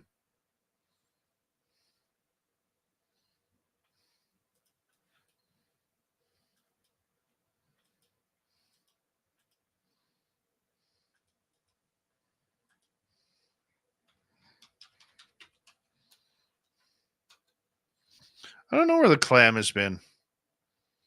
I think he's moving. I think that's what it is. He's moving.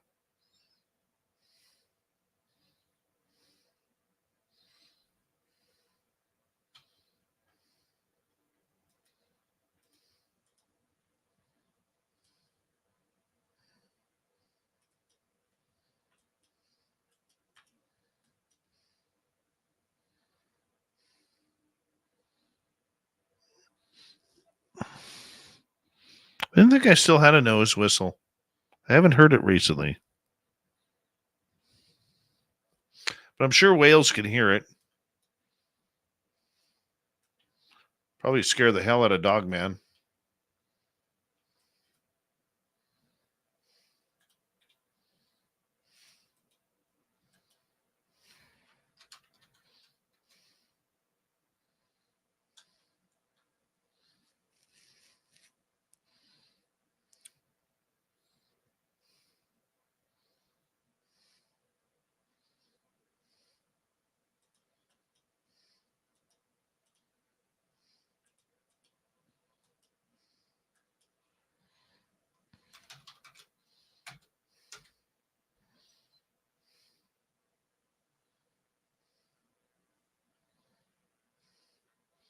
Thank you, Calabas. Appreciate it.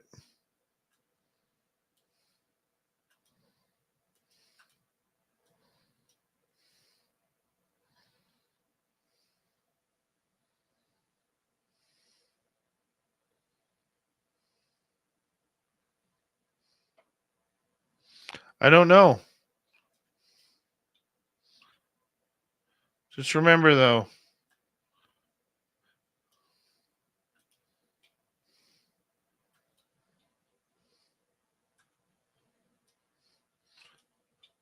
we know you all have Bomber. We know you have multiple posters of Justin up around your bedroom, your bathroom, your ensuite, the hallways, kitchen plates with his face on them in a multitude of different outfits.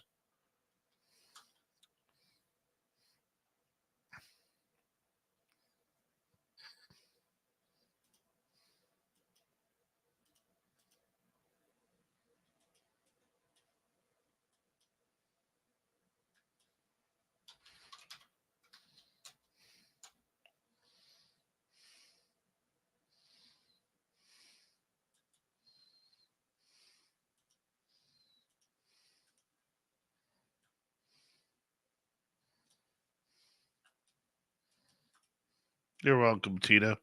Not sure what I did, but okay.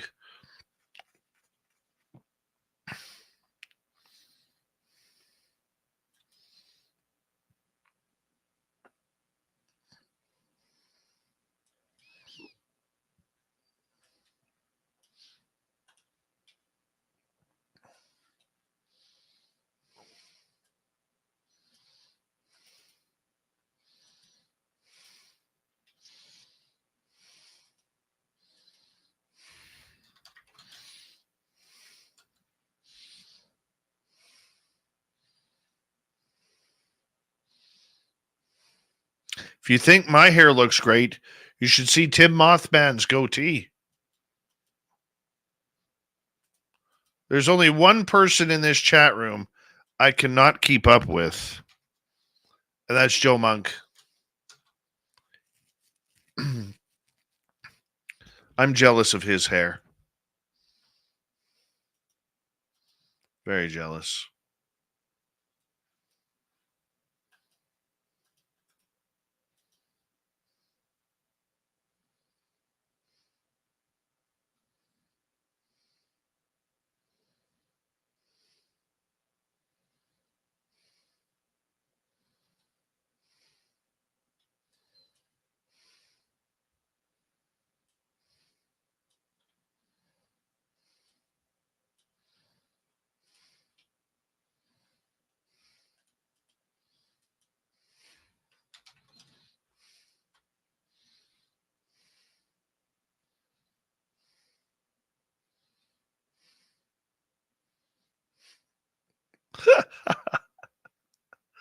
Oh, Calabos, that's awesome. That is awesome. I got sick of my last beard. I'm just going to keep it like this because I like this look.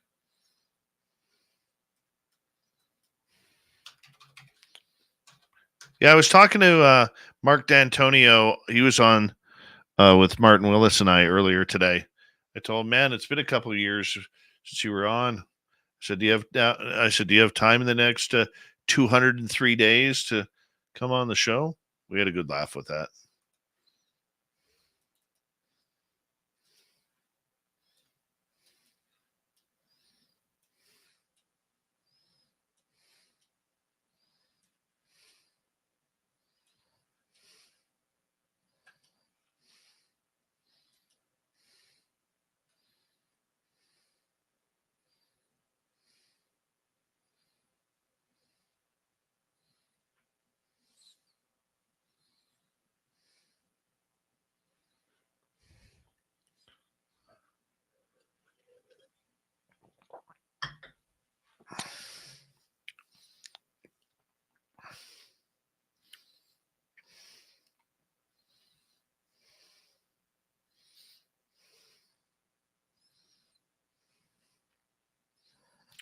Hey, bombshell bomber.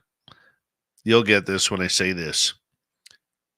Mr. Speaker. Oh, she drives me nuts. Mr. Speaker.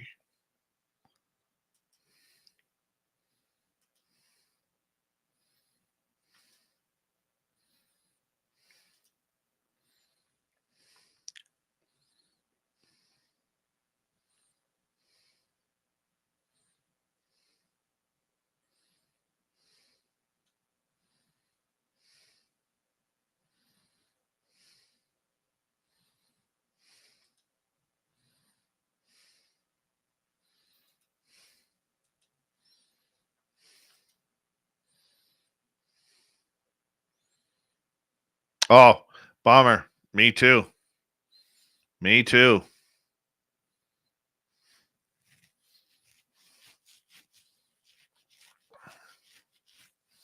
Let's see how many we are short now.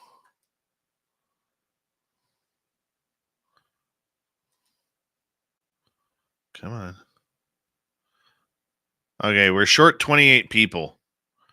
We need 28 people, new subscribers for 25,000.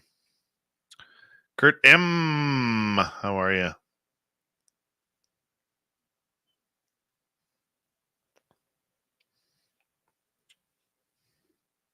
Calabas, I am working right now for the second week in March, right through March. I have a number of days open there yet. Mr. Speaker. Sounds like Beaker from the Muppets. Me, me, me, me, me. Me, me, me, me, me, me, me. Me, me, me, me, me, me, me, me, me, me.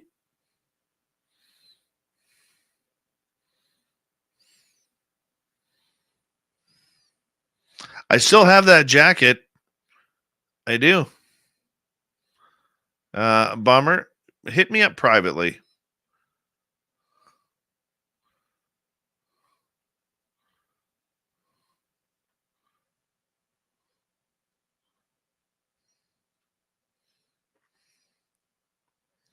Bummer, email me at dave@spacedoutradio.com.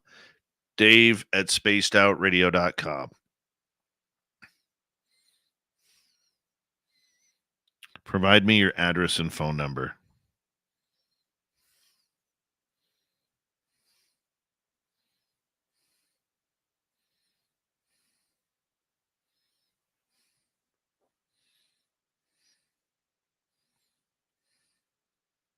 I love the Muppets. I do. I love the Muppets.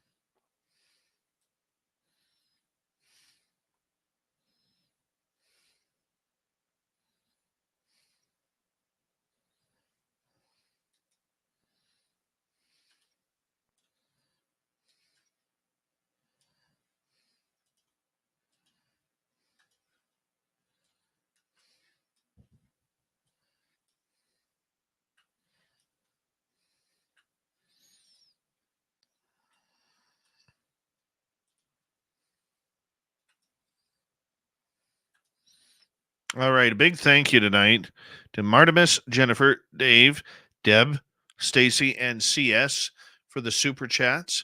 Tomorrow night on the show, Stan Gordon is going to join us by phone to do our great interview, Talking Cryptids by phone. So make sure you join in.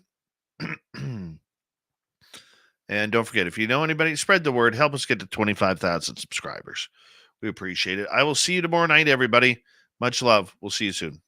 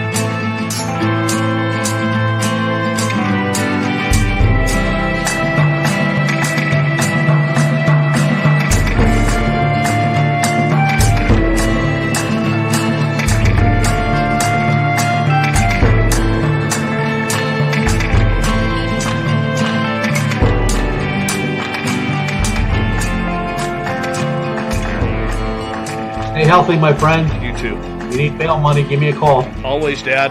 Take care. You too.